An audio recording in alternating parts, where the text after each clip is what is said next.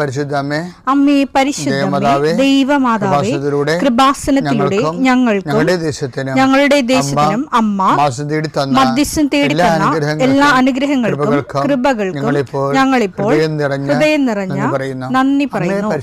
അമ്മേ പരിശുദ്ധമ്മേ, ദൈവമാതാവേ, 2004 ഡിസംബർ 7 ഉച്ചകഴിഞ്ഞ് 2:30 കൃപാസനത്തിൽ സംഭവിച്ച അമ്മയുടെ പ്രത്യക്ഷപ്പെടലിനെ കുറിച്ച് തിരുസഭയ്ക്ക് സമർപ്പിച്ചിരിക്കുന്ന പഠനരേഖകളുടെ മേൽ സഭാത്മകമായ പഠനം ആരംഭിക്കുവാൻ ഞങ്ങൾ പ്രാർത്ഥിക്കുന്നു.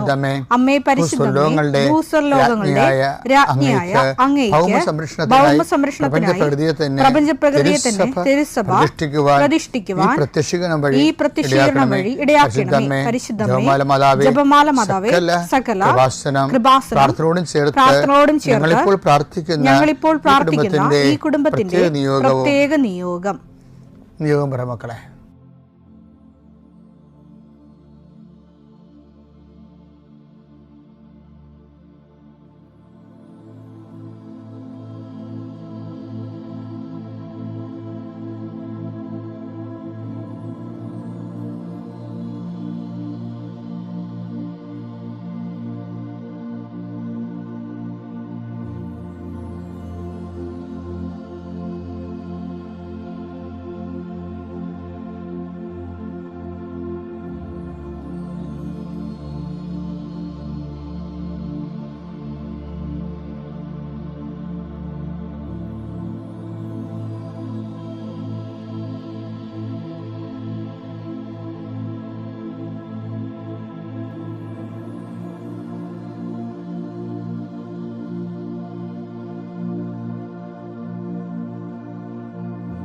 അമ്മയുടെ പ്രത്യക്ഷീകരണത്തിന്റെ ഈ അനുഗ്രഹവേളയിൽ ഞങ്ങൾക്ക് സാധിച്ചു തരുവാൻ കനിയണമേ. ആമേൻ. വിശ്വാസ പ്രമാണം. സർവശക്തനായ പിതാവും ആകാശത്തിന്റെയും ഭൂമിയുടെയും സൃഷ്ടാവുമായ ദൈവത്തിൽ ഞാൻ വിശ്വസിക്കുന്നു. അവിടുത്തെ ഏകപുത്രനും ഞങ്ങളുടെ കർത്താവുമായ ഈശോമിശിഹായിലും ഞാൻ വിശ്വസിക്കുന്നു. ഈ പുത്രൻ പരിശുദ്ധാത്മാവിനാൽ ഗർഭസ്ഥനായി കന്യകാമറിയത്തിൽ നിന്ന് പിറന്ന് പൊന്തിയോസ് പീലാത്തോസിന്റെ കാലത്ത് പീഡകൾ സഹിച്ച് കുരിശിൽ തറയ്ക്കപ്പെട്ട് മരിച്ച് അടക്കപ്പെട്ട് പാതാളങ്ങളിൽ ഇറങ്ങി മരിച്ചവരുടെ ഇടയിൽ നിന്ന് 3-ാം നാൾ ഉയർത്ത് സ്വർഗത്തിലേക്ക് എഴുന്നള്ളി സർവശക്തിയുള്ള പിതാവായ ദൈവത്തിന്റെ വലതുഭാഗത്തിരിക്കുന്നു. അവിടെ നിന്ന് ജീവിക്കുന്നവരെയും മരിച്ചവരെയും വിധിക്കുവാൻ വരുമെന്നും ഞാൻ വിശ്വസിക്കുന്നു. പരിശുദ്ധാത്മാവിലും ഞാൻ വിശ്വസിക്കുന്നു. വിശുദ്ധ കത്തോലിക്കാ സഭയിലും പുണ്യവാന്മാരുടെ ഐക്യത്തിലും പാപങ്ങളുടെ മോചനത്തിലും ശരീരത്തിന്റെ ഉയർപ്പിലും നിത്യമായ ജീവിതത്തിലും ഞാൻ വിശ്വസിക്കുന്നു. ആമേൻ. സ്വർഗ്ഗസ്ഥനായ ഞങ്ങളുടെ പിതാവേ, അങ്ങയുടെ നാമം പൂജിതമാകണമേ. അങ്ങയുടെ രാജ്യം വരണമേ. അങ്ങയുടെ തിരുമനസ് സ്വർഗത്തിലെ പോലെ ഭൂമിയിലും ആകണമേ. അന്നു വേണ്ടുന്ന ആഹാരം ഇന്ന് ഞങ്ങൾക്ക് തരണമേ. ഞങ്ങളോട് തെറ്റ് ചെയ്യുന്നവരോട് ഞങ്ങൾ ക്ഷമിക്കുന്നത് പോലെ ഞങ്ങളുടെ തെറ്റുകൾ ഞങ്ങളോടും ക്ഷമിക്കണമേ. ഞങ്ങളെ പ്രലോഭനത്തിൽ ഉൾപ്പെടുത്തരുതേ, തിന്മയിൽ ഞങ്ങൾ രക്ഷിക്കണമേ. ആമേൻ. നന്മ നിറഞ്ഞ മറിയമേ, സ്വസ്തി. കർത്താവ് അങ്ങയുടെ കൂടെ സ്ത്രീകളിൽ അങ്ങ് അനുഗ്രഹിക്കപ്പെട്ടവളാകുന്നു. അങ്ങയുടെ ഉദരത്തിൻ ഫലമായി ഈശോ അനുഗ്രഹിക്കപ്പെട്ടവനാകുന്നു. പരിശുദ്ധ മറിയമേ, തമ്പുരാന്റെ അമ്മേ, പാപികളായ ഞങ്ങൾക്ക് വേണ്ടി ഇപ്പോഴും ഞങ്ങളുടെ മരണസമയത്തും തമ്പുരാനോട് അപേക്ഷിക്കണമേ. ആമേൻ. കർത്താവേ, നിന്റെ ഉന്നതമായ നാമത്തിന് സ്തോത്രം ചെയ്യുന്നു. കർത്താവേ, നിന്റെ വിശുദ്ധ പൗരോഹിത്യത്തെ മഹത്വപ്പെടുത്തണമേ. കർത്താവ്, ഈ പ്രഭാതത്തിലെ അങ്ങയുടെ മക്കളെ കാത്തു കൊതിച്ചിരിക്കുകയാണ് ഈശോയെ, നിന്റെ വലതുകരത്തിൻ്റെ ഒരാശീർവാദം കിട്ടാൻ വേണ്ടി. കർത്താവ്, ഇന്ന് യാത്രക്കൊരുങ്ങുന്ന ഓരോ മക്കളുണ്ട്. ഓരോ ഉദ്യമങ്ങളിലൂടെ മനസ്സിൽ വിചാരിച്ചുകൊണ്ട് പോണവരുണ്ട്. ഓരോ ലക്ഷ്യങ്ങൾ മനസ്സിൽ വെച്ച് പോകുന്നവരുണ്ട്. കർത്താവേ, നിന്റെ തിരുമുറുവാർന്ന് ആണിപ്പെടുതാന്ന് വലതുകരം മക്കളുടെ ശിരസ് വെക്കണമേ. അവർ പോകുന്നിടത്തേക്കല്ല, നീ പോകുന്നിടത്തേക്കെല്ലാം ഞാൻ നിൻ്റെ കൂടെ വരുമെന്ന് കർത്താവ് അങ്ങ് പറഞ്ഞിട്ടുണ്ടല്ലോ ഈശോയെ. അങ്ങയുടെ സഞ്ചാര സാന്നിധ്യം അങ്ങയുടെ മക്കളുടെ കൂടെ ഉണ്ടായിരിക്കണമെന്ന് പ്രാർത്ഥിക്കുന്നു. കർത്താവേ, ഉദ്യോഗത്തിൻ്റെ കാര്യത്തിന് വേണ്ടി പോകുന്നവരുണ്ട്, പഠന കാര്യങ്ങൾക്ക് വേണ്ടി പോകുന്നവരുണ്ട്, ജീവിത വ്യാപാരങ്ങൾക്ക് സാമ്പത്തിക കാര്യങ്ങൾക്ക് വേണ്ടി പോകുന്നവരുണ്ട്, ജോലി സംബന്ധമായ കാര്യങ്ങൾക്ക് വേണ്ടി പോകുന്നത് അവരുടെ എല്ലാം കർത്താവിൻ്റെ തിരുസന്നിധിയിൽ സമർപ്പിക്കുന്നു.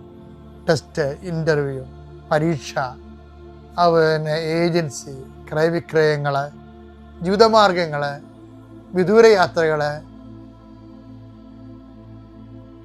അങ്ങനെ ബന്ധുത്വം മുറക്ക് പോകുന്ന വിവാഹ യാത്രകൾ, ഈശോയെ എവിടെയെല്ലാമൊക്കെ പോകുന്നു അവിടെയെല്ലാം അങ്ങയുടെ മക്കളുടെ കൂടെ നീ ഉണ്ടാകണമേ എന്ന് പ്രാർത്ഥിക്കുന്നു. ഇന്നത്തെ മുഴുവൻ യാത്രകളിൽ കർത്താവ് നിൻ്റെ കൂടെ ഉണ്ടാവുകയും മാതാവ് നിൻ്റെ വലതുകരം ഗ്രഹിക്കുകയും സഞ്ചാരി മാതാവ് രാത്രി നീ തിരികെ വരുമ്പോൾ നിന്നെ ആരോഗ്യത്തോടെയും സമാധാനത്തോടെയും സുരക്ഷിതമായി ദൈവം നിന്നെ തിരികെ എത്തിക്കുകയും ചെയ്യട്ടെ. നിത്യം പിതാവും പുത്രനും പരിശുദ്ധാത്മാവും ശ്രദ്ധിക്കുകയാണ്. പ്രിയപ്പെട്ടവരെ, ഉടമ്പടിയിലെ ഒരു വിഷയമേ, ഉടമ്പടി തുടക്കുമ്പോൾ തന്നെ എബ്രാഹത്തിനോട് ദൈവം പറയും, ഇത് ബൈലാറ്ററൽ എഗ്രിമെൻ്റ് ആണ്, നമ്മൾ തമ്മിൽ ഉഭയകക്ഷിയാണ്, ഒരു കക്ഷി ഞാനാണ്, ഒരു കക്ഷി നീയാണ്, അതുകൊണ്ട് ഞാനുമായിട്ട് ഉടമ്പടി ചെയ്യാൻ നീ യോഗ്യനല്ല, പക്ഷെ അതുകൊണ്ട് നിനക്ക് ചെയ്യാവുന്ന ഇത്രയേ ഉള്ളൂ, നീ കുറ്റമറ്റവനായിരിക്കണം എന്ന് പറയും. പിന്നെ എൻ്റെ മുമ്പിൽ തന്നെ വിരാജിക്കണം. നമ്മൾ എപ്പോഴും പറയുന്ന വചനം വായിച്ചേ, ഉൽപ്പത്തി 17:1. അബ്രാമിന് 99 വയസ്സായപ്പോൾ കർത്താവ് പ്രത്യക്ഷപ്പെട്ട് അവനോട് അരുളി ചെയ്തു, സർവശക്തനായ ദൈവമാണ് ഞാൻ, എന്റെ മുമ്പിൽ വ്യാപരിക്കുക, കുറ്റമറ്റവനായി വർത്തിക്കുക. അപ്പൊ നമ്മള് ഓർക്കണെന്താ അറിയാവോ, എന്ത് കുറ്റമായിരിക്കും എന്ന് വെച്ച് കഴിഞ്ഞാല് അപ്പോഴാണ് നമ്മുടെ ശ്രദ്ധയിലേക്ക് വരണത്. ഞാനിത് ദൈവത്തോടും ചോദിച്ചിട്ടുള്ള ചോദ്യമാണ്, ദൈവമേ എന്ത് കുറ്റമാണ് ഉദ്ദേശിക്കുന്നത്? കൽപ്പനപരമായ കുറ്റമാണോ? 10 കൽപ്പനയല്ല ദൈവം തന്നിരിക്കുന്ന വചനം. ആ വചനത്തിന് അതിൻ്റെ ഒരു പരിധി വരുന്ന കുറ്റങ്ങളാണോ എന്ന് വെച്ചപ്പോൾ കർത്താവിൻ്റെ ഒരു വചനം എനിക്ക് തന്നെ എന്തറിയാമോ, കർത്താവ് കുറ്റം ചുമത്താത്തവൻ ഭാഗ്യവൻ. വചനത്തിനേക്കാളും വലുതാണല്ലോ, കൽപ്പനയേക്കാൾ വലുതാണല്ലോ ക്രിസ്തു. അപ്പം കർത്താവ് കുറ്റം ചുമത്താത്തവൻ ഭാഗ്യവാൻ. അവനെടുത്ത് റോമ 4:8 കർത്താവ് കുറ്റം ചുമത്താത്തവൻ ഭാഗ്യവാൻ. കർത്താവ് കുറ്റം ചുമത്താത്തവൻ ഭാഗ്യവാൻ. ഇത് പഴയ നിയമത്തിൽ റെഫറൻസാണ് ഉള്ളത്, പക്ഷെ പൗലോസ് അപ്പോസ്തലൻ കോട്ട് ചെയ്തിരിക്കുന്ന കാരണം പുതിയ നിയമത്തിൻ്റെ പരിപ്രേക്ഷ്യത്തിലെ ഈശോയാണ് കർത്താവ്. ഈശോ കുറ്റം ചുമത്താത്ത ആളാണ് ഭാഗ്യവാൻ എന്ന് പറയണത്. ഈശോ കുറ്റം ചുമത്താത്ത ആളെന്ന് പറയുമ്പോൾ നമ്മുടെ പഴയ നിയമത്തിലെ 10 കൽപ്പനയല്ല അത് ശരിക്കും പറഞ്ഞാൽ. ഈശോ നമ്മളുടെ ഒരു ദൈവ പൈതലായിട്ട് ഈശോയുടെ മുമ്പിലുള്ളത് ആരാണെന്ന് അറിയാമോ? ദൈവ പൈതലാണ് ഉള്ളത്. ദൈവ പൈതങ്ങൾക്ക് കൊടുത്തിരിക്കുന്ന കൽപ്പനകളാണ് ഈശോയുടെ എല്ലാ വചനങ്ങളും. അപ്പം നിങ്ങളോട് ചണ്ട കൂടി, അതാണ് ഈശോ ഒരു കർണത്തടിക്കുന്നവന് മറുകർണം കാണിച്ചു കൊടുക്കാന്നൊക്കെ പറഞ്ഞാൽ എന്താണ്? നിങ്ങളോട് ചണ്ട കൂടി ഉടുപ്പ് കരസ്ഥമാക്കാൻ ഉദ്ദേശിക്കുന്നവരോടും അവരുടെ സ്നേഹം നീ കളയരുത് എന്നാണ് ഉദ്ദേശിച്ചത്. നിന്നെ ഉപദ്രവിച്ചാലും നിന്റെ സ്നേഹം നശിച്ചു പോകരുത്. അപ്പൊ അതായത് ആ വചനം എടുത്തേ, മത്തായി 5:39. എന്നാൽ ഞാൻ നിങ്ങളോട് പറയുന്നു, ദുഷ്ടനെ എതിർക്കരുത്, വലത് കർണത്തടിക്കുന്നവന്. അപ്പൊ ദുഷ്ടനെ എതിർക്കരുത് എന്ന് പറഞ്ഞിട്ട് അപ്പൊ പഴയ നിയമത്തിൽ നിന്നൊക്കെ ഒത്തിരി മാറി. അതാണ് കർത്താവ് എന്ന് പറയണത്. പിന്നെ എന്താണ് ആ ദുഷ്ടനെ എതിർക്കരുതെന്ന് പറഞ്ഞിട്ട് പിന്നെ പറയണെന്താ അറിയാവോ? നിന്റെ വലത് കർണത്തെ അടിക്കുന്നവനെ മറ്റേ കരണം കൂടി കാണിച്ചു കൊടുക്കുക എന്ന് വെച്ച് കഴിഞ്ഞാൽ അതിൻ്റെ അർത്ഥം എന്താണ്? കരണം കൂടി ഇല്ലാന്നില്ല അതിൻ്റെ അർത്ഥം.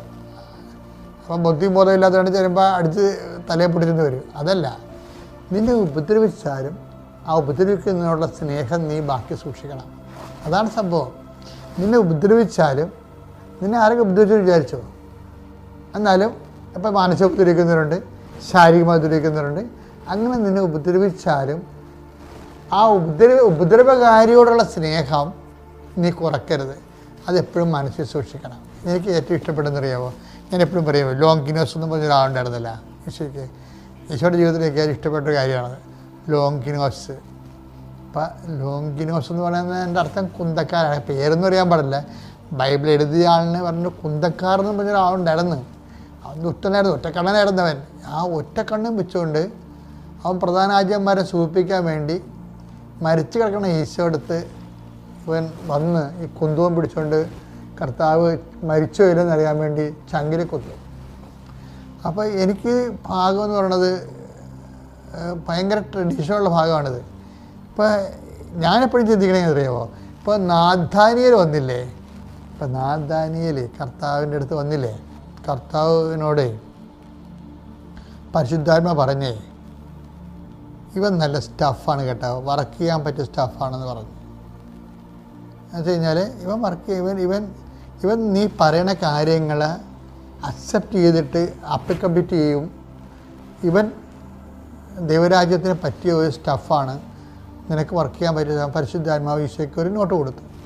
അപ്പോൾ നഥാനിയേൽ വന്നപ്പോൾ ഒന്ന് വായിച്ചു. യോഹന്നാൻ 1:47. നഥാനിയേൽ തന്റെ അടുത്തേക്ക് വരുന്നത് കണ്ട് യേശു അവനെ പറ്റി പറഞ്ഞു, ഇതാ നിഷ്കപടനായ ഒരു യഥാർത്ഥ ഇസ്രായേൽക്കാരൻ. അപ്പം ഇതാണ് യേശുവിൻ്റെ ഒരു ഒരു ഫോർസീയിങ് ആയിട്ടുള്ള ഫാക്കൽറ്റി. പിന്നെ നഥാനിയേൽ വരുമ്പോൾ തന്നെ മൊത്തം അവൻ ഈശോയുടെ പ്രവേശിച്ച് എത്തുമ്പോൾ തന്നെ കർത്താവ് മുഴുവൻ ഡീറ്റെയിൽസ് കർത്താവിൻ്റെ കയ്യിലെത്തും. അവൻ നഥാനിയേലാണ്, മോർ ദാൻ എ ജേക്കബ്. ഭയങ്കര മതാൻ്റെ റിപ്പോർട്ടൊന്നും his more than a Jacob. ഇത് ജേക്കബ് കള്ളനായിരുന്നല്ല, കാപട്യക്കാരനായിരുന്നല്ല, ഇവന് അങ്ങനെ പോലും കാപട്യം ഇല്ലാത്തവനാണ്, നിനക്ക് വർക്ക് ചെയ്യാൻ പറ്റിയ ആളാണെന്ന് പറഞ്ഞു. അപ്പോൾ ഇതാണ് ഈശോയുടെ ഒരു മൈൻഡ് സെറ്റ് എന്ന് പറയുന്നത്, മൈൻഡിൻ്റെ ഒരു ഫാക്കൽറ്റി എന്ന് പറഞ്ഞാൽ. ഇത് തന്നെയാണ് ഈശോ മരിക്കണ മുമ്പ് ഈ ലോങ്കിനോസ് ഇല്ലേ, കുന്തക്കാരൻ, അയാൾ വരുന്ന കണ്ടിട്ടുണ്ട് ഈശോ. അതാണ് ഈ പ്രിൻസിപ്പിൾ അങ്ങോട്ട് അപ്ലിക്കേറ്റ് ചെയ്തതിന് നമുക്കറിയാം, ഈ കുന്തക്കാരൻ താൻ മരിച്ചു കഴിഞ്ഞും ഈ ഒറ്റക്കണ്ണം വരുമെന്ന് തൻ്റെ ചങ്കിൽ കൊത്തുമെന്നൊക്കെ അറിയാം. എന്നിട്ടെന്താ ചെയ്തെന്നറിയാമോ? ആ ഹൃദയത്തിൽ ഇവനുള്ള വെള്ളവും ചോരയും ദൈവം സൂക്ഷിച്ച് വെച്ചിട്ടാണ് മരിക്കണത്. കരുതൽ സൂക്ഷിച്ച് വെച്ചിട്ടാണ് മരിക്കണത്. ആ ട്രഡീഷൻ ഭയങ്കര സൂപ്പർ ട്രഡീഷനാണ്. അങ്ങനെ ഈശോ അങ്ങനെ തന്നെ ചെയ്യണ കക്ഷിയാണെന്ന് നമുക്കറിയാം. ഞാൻ ഇത്രയും നാളും നമ്മൾ ഈശോയുമായിട്ട് നമ്മൾ സഞ്ചരിക്കുക, ഈശോ അങ്ങനെ തന്നെ ചെയ്യത്തുള്ളൂ.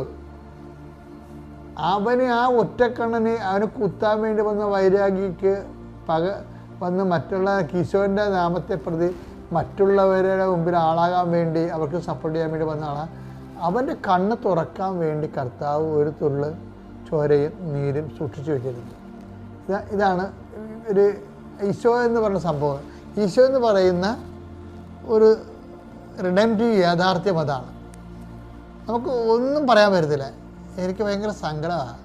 എന്ന് വെച്ച് കഴിഞ്ഞാൽ ഇതാണ് കൈമാറേണ്ടത്, ഈ ഈശോനെ കൈമാറേണ്ടത്. അല്ലാതെ നമ്മൾ ടെക്നിക്കൽ ഡോക്യുമെൻറ്റുകളൊക്കെ കൈമാറിക്കഴിഞ്ഞാൽ കുഴപ്പം അറിയാമോ? ആ ഒരു അക്കാഡമിക് ലെവലിൽ മാത്രമേ സുവിശേഷ വേല നടക്കത്തുള്ളൂ. നമ്മൾ വല്ല ഡോക്യുമെൻറ്റും താഴേക്ക് വരികയും അത് ആരെങ്കിലും നമ്മൾ ആൾക്കാരെ അതിലേക്ക് ആഗ്രഹിച്ചിട്ട് ഒരു കുഴപ്പമില്ല. പക്ഷേ സഭയുടെ അച്ചടക്കത്തിനും അതുപോലെ തന്നെ നമ്മുടെ വിശ്വാസത്തിൻ്റെ ഭദ്രതയ്ക്കും അതിലെ ആവശ്യമാണ്. ആവശ്യമല്ല, അത്യാവശ്യമാണ്. പക്ഷേ ഞാൻ പറഞ്ഞു വരുന്നതിൻ്റെ കാരണം വെച്ച് കഴിഞ്ഞാൽ ഈശോയെ ഈ കാലത്തുള്ള ആൾക്കാർ എങ്ങനെ ഈശോയെ കണക്ട് ചെയ്യണം, ആ കണക്ട് ചെയ്യണത് ഈ ഈശോയുടെ ഈ ബിഹേവിയറുണ്ട്. അത് ശരിക്കും നമ്മൾ ഇങ്ങനെ തുറന്നു വെക്കേണ്ടതാണ്. അതായത് ഇതിങ്ങനെ കരുതി വെച്ചിട്ടാണ്. അതാണ് ഈശോ നിൻ്റെ ഒരു കരണത്തെ അടിക്കുന്നത് മരണകാരണം കാണിച്ചു കൊടുക്കുമെന്ന് പറയുമ്പോൾ എൻ്റെ അർത്ഥം കരണം കാണിക്കാൻ വേണ്ടി തലയെ കൊണ്ടിരുന്ന അല്ല അർത്ഥം. അർത്ഥം എന്താണ്? നിന്നെ ദ്രോഹിച്ചാൽ പോലും അവനോടുള്ള സ്നേഹം നീ ഞാൻ മർത്തോമയിലാണ്. ഞാൻ കൃപാസത്തെ പറ്റി അറിയുന്നത് എൻ്റെ അമ്മയുടെ കസിൻ അനിയെ പറ്റിയാണ്. പുള്ളിക്കാരൻ ഇവിടെ വന്ന് ഉടമ്പടി എടുത്തിട്ടുണ്ട്. അങ്ങനെയാണ് ഞാൻ അറിഞ്ഞത്. ആദ്യമേ എനിക്ക് പറയാനുള്ളത്, എൻ്റെ അമ്മയുടെ ചേച്ചിക്ക് ട്രാൻസ്ഫറിൻ്റെ ഒരു ബുദ്ധിമുട്ട്. അതായത് ഒരാൾ എൻ്റെ ചേച്ചിയുടെ സീറ്റ് ഗവൺമെൻറ് ഉദ്യോഗസ്ഥയാണ്. അപ്പം ചേച്ചിയുടെ അവിടെ സീറ്റ് നോക്കുന്നുണ്ടായിരുന്നു. പക്ഷേ ചേച്ചിക്ക് അത് ഭയങ്കര ബുദ്ധിമുട്ട്. അപ്പം ചേച്ചി എന്നോട് പറഞ്ഞു പ്രാർത്ഥിക്കണം എന്ന് പറഞ്ഞു. അപ്പം മാതാവേ ഇടപെടണമേ, ഇടപെട്ടാൽ സാക്ഷ്യം പറയുമ്പോൾ ആദ്യത്തെ സാക്ഷ്യമാക്കി ഞാൻ പറയുന്നതായിരിക്കും എന്ന് ഞാൻ പറഞ്ഞു. ഇന്നലെ ആയിരുന്നു ട്രാൻസ്ഫറിൻ്റെ ഓർഡർ ഇറങ്ങുന്നത്. എൻ്റെ ചേച്ചിയുടെ എൻ്റെ വല്യമ്മയുടെ പേര് അതിനകത്തില്ല. ദൈവത്തിന് ഒരു അനുഗ്രഹം, not by merit but by grace ആണ്. അതുപോലെ രണ്ടാമത്തേത് എന്ന് പറയുന്നത് എൻ്റെ ഷൂട്ടിംഗ് സർട്ടിഫിക്കറ്റ്, അതായത് കേരള സ്റ്റേറ്റിൻ്റെ സർട്ടിഫിക്കറ്റ് എനിക്ക് കിട്ടിയില്ല. അതായത് സ്പോർട്സ് ഷൂട്ടിംഗ് സർട്ടിഫിക്കറ്റ് എനിക്ക് കിട്ടിയില്ല. എനിക്ക് 7ാം സ്ഥാനം ഉണ്ടായിരുന്നു. എനിക്ക് വെച്ച് ബാക്കി എല്ലാവർക്കും കിട്ടി. ഏകദേശം 2 മാസം അടുപ്പിച്ചോളം എനിക്ക് കിട്ടിയില്ല. എനിക്ക് ഭയങ്കരമായിട്ട് ഒരു വിഷമം അതുപോലെ തന്നെ എല്ലാം ഉണ്ടായിരുന്നു. അപ്പം അത് ഞാൻ ഓൺലൈനായിട്ട് വെച്ചത്. എന്നിട്ട്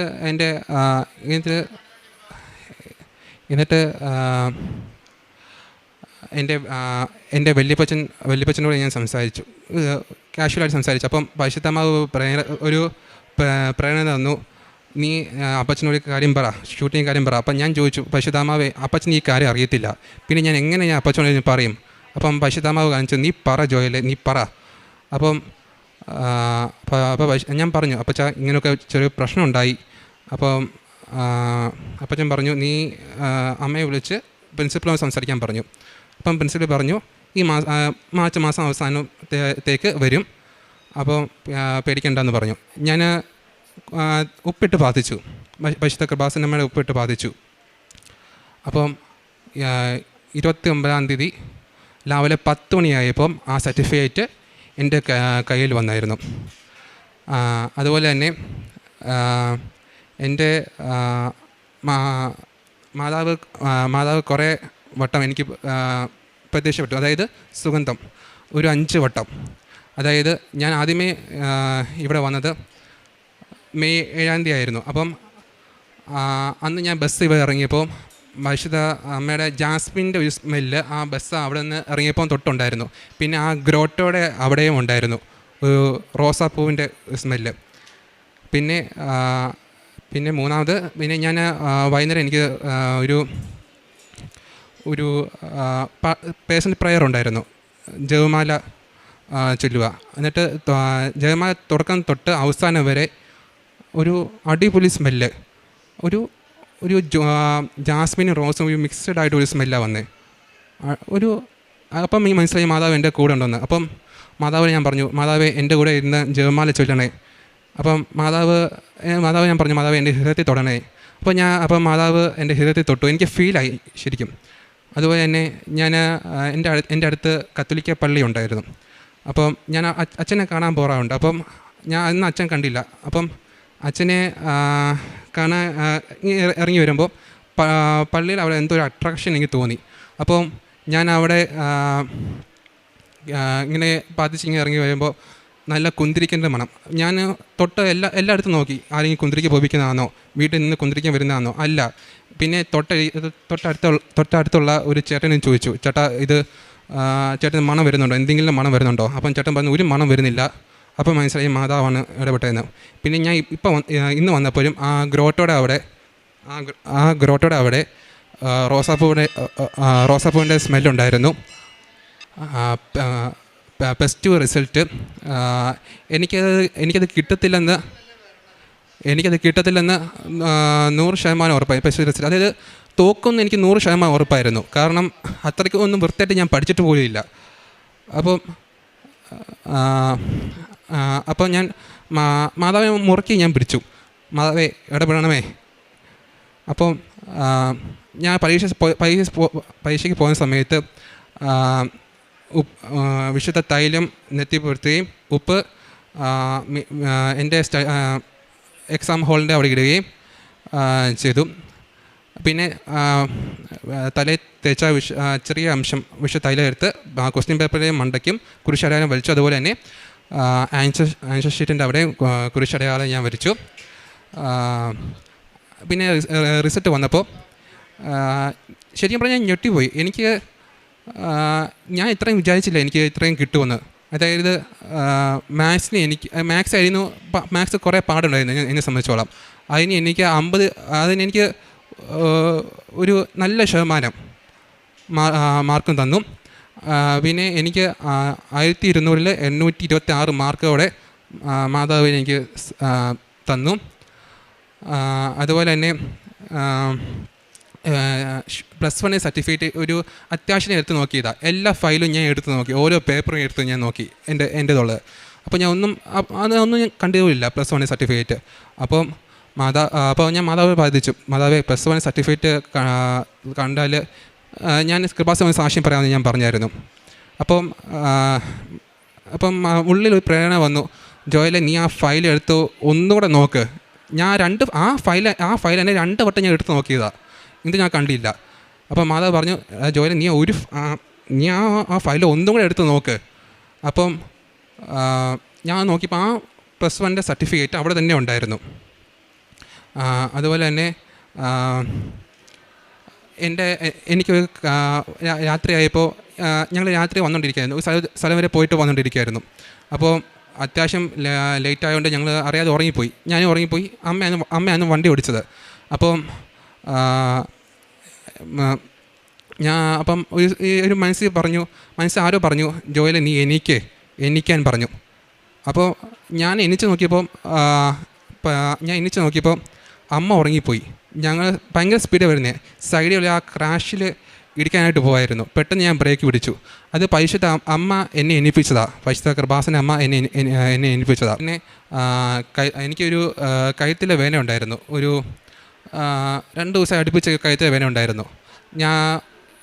എനിക്ക് ഭയങ്കര ഒരു വിഷമവും ദേഷ്യവും എല്ലാം കൂടെ വന്നപ്പോൾ കഴുത്തൊന്നും അനക്കാൻ പറ്റുന്നില്ല എനിക്ക്. അപ്പോൾ ഞാൻ തൈലം പുരട്ടി കഴുത്തിൻ്റെ പുറത്ത് ഞാൻ കുരിശടയാളം ഞാൻ വരച്ചു, വിശ്വാസ പ്രമാണം ചൊല്ലിയിട്ട്. പിന്നെ പിറ്റേ ദിവസമായി ഇപ്പോൾ ആ കഴുത്ത് വേദന ഇല്ല, കഴുത്ത് നല്ല രീതിക്ക് അങ്ങോട്ടും ഇങ്ങോട്ടും തിരിക്കാൻ പറ്റുന്നുണ്ടായിരുന്നു. അതുപോലെ തന്നെ പിന്നെ പേശപ്പത്തോണം എനിക്ക് കിട്ടുന്ന പോക്കറ്റ് മണി ഞങ്ങൾ വീട്ടിൽ അത്രയും അങ്ങനെ ആൾക്കാർ അത്രയും വരത്തില്ലാത്തതുകൊണ്ട് ഞാൻ കത്തോലിക്ക പള്ളിയിലെ അച്ഛനെ ഏൽപ്പിക്കും. അച്ഛാ ഇങ്ങനെ പാവപ്പെട്ട ആൾക്കാർ അത് ഞങ്ങൾ അച്ഛാ ഈ പൈസ അവർക്ക് കൊടുക്കണേ അച്ഛാ എന്ന് പറയും. അപ്പോൾ അച്ഛൻ പറയും കൊടുക്കാമെന്ന് ഞാൻ പറയും, അച്ഛൻ പറയും കൊടുക്കാമെന്ന്. അതുപോലെ തന്നെ ഫുഡും മേടിച്ച് കൊടുക്കാറുണ്ട് ഞാൻ. അതുപോലെ തന്നെ കാരുണ്യ പ്രവൃത്തികൾ മാതാവ് എന്നോട് പറയും, മാതാവ് എന്നോട് പറയും, ജോയലെ ഈ അബോർഷൻ ആകാൻ പോകുന്ന എല്ലാ കുഞ്ഞുങ്ങളുണ്ട്, നീ അവർക്ക് വേണ്ടി ഒന്ന് പ്രാർത്ഥിക്കണം എന്ന് പറയും. അങ്ങനെ ബാധിച്ചു. അങ്ങനെ അബോർഷൻ ആകാൻ പോകുന്ന കുഞ്ഞുങ്ങൾക്ക് വേണ്ടി ബാധിച്ചു. അതായത് നമ്മുടെ നന്മ സൃഷ്ടിയും പിന്നെ സ്വർഗസ്ഥപിതാവേയും അതുപോലെ വിശ്വാസ പ്രമാണവും അങ്ങനെ അവർക്ക് വേണ്ടി ഞാൻ സമർപ്പിച്ചായിരുന്നു. അതുപോലെ ക്യാൻസർ ആവുന്ന കുഞ്ഞുങ്ങൾക്ക്, ഓട്ടിസം ബാധിച്ച കുഞ്ഞുങ്ങൾക്ക്, ഡൗൺ സിൻഡ്രോം ഉള്ള കുഞ്ഞുങ്ങൾക്ക്, സ്പൈനൽ കോഡ് വളഞ്ഞു പോയ കുഞ്ഞുങ്ങൾക്ക്, കയ്യും കാലും ഇല്ലാത്ത കുഞ്ഞുങ്ങൾക്ക് അവർക്ക് വേണ്ടി പ്രാർത്ഥിക്കണമെന്ന് മാതാവ് പറയും. ഞാൻ ഓക്കെ മാതാവേ മനസ്സിൽ പറയും, ഓക്കെ മാതാവേ ഞാൻ പ്രാർത്ഥിക്കാം എന്ന് ഞാൻ പറയും. കൃപാസന പത്രം ഞാൻ മാതാവ് പറഞ്ഞു, മാതാവേ അർഹതപ്പെട്ടുള്ള കയ്യിൽ മാത്രമേ ഇത് എത്തിക്കാവുള്ളേ, അർഹതപ്പെടാത്ത ആളുടെ കയ്യിൽ എത്തിക്കല്ലേ, അർഹതപ്പെട്ട ആൾക്കാർ മാത്രമേ ഇത് എത്തിക്കാവുള്ളൂ എന്ന് ഞാൻ പറയും. അപ്പം മാതാവ് എന്നെ 2 ആൾക്കാരെ മുഖം കാണിക്കും, പിന്നെ വീട് കാണിക്കും മനസ്സിനകത്ത്. അപ്പോൾ അവരെ കൊണ്ട് എത്തിക്കും. അപ്പോൾ അവരുടെ വിഷമമൊക്കെ ഞാൻ കേൾക്കും. സാധാരണ ഞാൻ കേൾക്കാത്ത, പക്ഷേ ഈ ഉടമ്പടി എടുത്ത് കഴിഞ്ഞിട്ടിപ്പോൾ എല്ലാവരുടെ വിഷമം ഒക്കെ ഞാൻ കേൾക്കും. അവർക്ക് സംസാരിക്കാൻ ആളില്ലാത്തതുകൊണ്ട് ഒരു വിഷമമുണ്ട്. അപ്പം നമുക്ക് അവരെ നമ്മൾ പറയുമ്പോൾ അവർക്കുള്ള മനസ്സിലൊരു റിലീഫും അവർക്ക് ഒരു ഉന്മേഷവും ഒരു ആശ്വാസമായിരിക്കും. അങ്ങനെയാണ് ഞാൻ ചെയ്യുന്നത്. അതുപോലെ തന്നെ ആത്മീയ ജീവിതം ഞാൻ കുർബാന സ്വീകരിക്കാറുണ്ട്,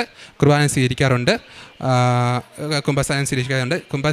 കുംഭസാരത്തിൽ ഞങ്ങൾ മർത്തോമയായതുകൊണ്ട് പരിസ്ഥിതി കുംഭസാരമാണ്, അത് അറിയാമല്ലോ. അപ്പോൾ മാതാവ് എനിക്ക് കാണിച്ചു തന്നു, നീ കുറച്ചും കൂടെ ആ കുംഭസാരം ഒരു അപ്ഡേറ്റ് ചെയ്യാനായിട്ട്. അപ്പം ഞാൻ അപ്ഡേറ്റ് ചെയ്ത് ഞാൻ ബാധിച്ച ശേഷം ഞങ്ങളുടെ മഡ്ബായയുടെ അവിടെ ആ മഡ്ബായ ആ ഭാഗം വെട്ടി തിളങ്ങുക, നല്ല രീതിക്ക് വെട്ടി തിളങ്ങുക, ഓരോ കുംഭസാരത്തിലും വെട്ടി തിളങ്ങുക. അതുപോലെ തന്നെ അച്ഛൻ്റെ ധ്യാനം കേൾക്കാറുണ്ട്, പിന്നെ പാവപ്പെട്ടെ സഹായിക്കാനും അങ്ങനെയൊക്കെ. ഡെയിലി ബ്രെഡ് ഞാൻ കയറാറുണ്ട്. പക്ഷേ ചില സമയത്ത് എനിക്ക് ആ അഞ്ചലിക്ക് സമയത്ത് എനിക്ക് എണീക്കാൻ പറ്റാത്ത അവസ്ഥ വരാറുണ്ട്. അപ്പോൾ ഞാൻ കർത്താവിനോട് ക്ഷമ ചോദിക്കും, കർത്താവ് എന്നോട് ക്ഷമിക്കണമേ, ഇനി ഞാൻ ആവർത്തിക്കത്തില്ല, ഇനി ഞാൻ നല്ലതായിട്ട് ഇരുന്നോളാം ഒക്കെ ഞാൻ പറയും. അപ്പം നല്ലതായിട്ട് ഞാൻ ഉടമ്പടിയിൽ പാലിച്ചോളാം, ഡെയിലി ബെഡ് നോക്കി കണ്ടോളാം എന്ന് ഞാൻ പറയും. ഉടമ്പടി വന്ന മാറ്റം എന്ന് പറയുന്നത് എന്നോട് കർത്താവ് സംസാരിച്ചു, മാതാവ് സംസാരിച്ചു, പരിശുദ്ധ ആത്മാവ് സംസാരിച്ചു. ഏറ്റവും കൂടുതൽ സംസാരിച്ചത് പരിശുദ്ധ ആത്മാവ് എന്നോട് ഏറ്റവും കൂടുതൽ സംസാരിച്ചത്.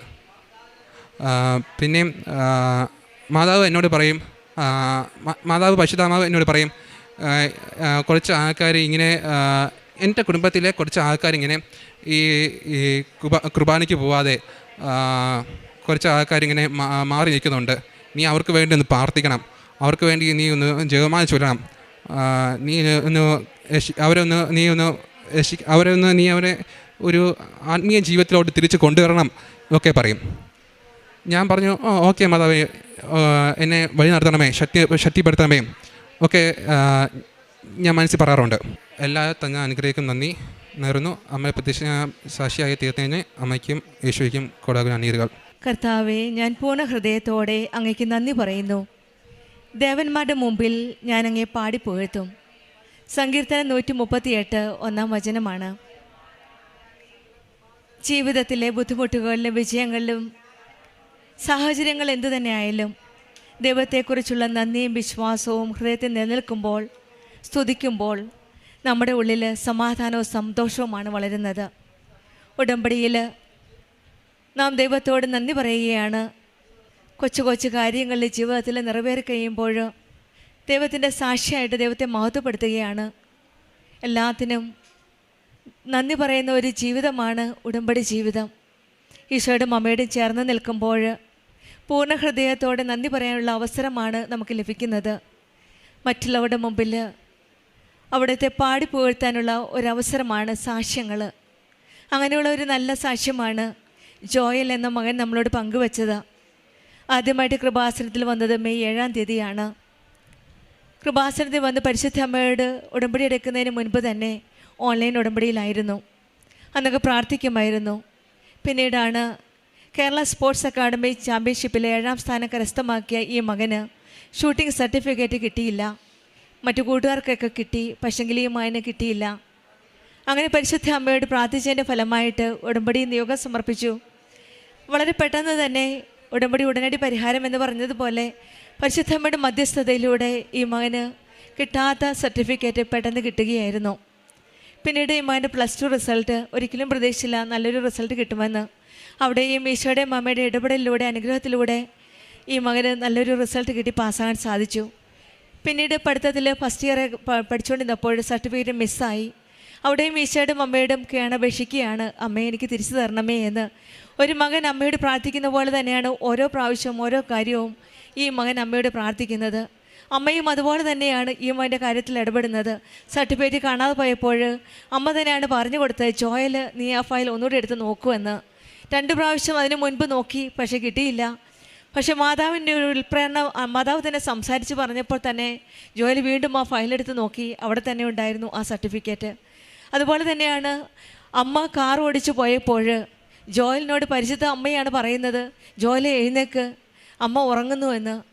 അങ്ങനെ തന്നെ പെട്ടെന്ന് ജോയൽ എഴുന്നേറ്റ് നോക്കിയപ്പോൾ വണ്ടി കാർ ഓടിച്ചുകൊണ്ടിരുന്ന അമ്മ ഉറങ്ങി.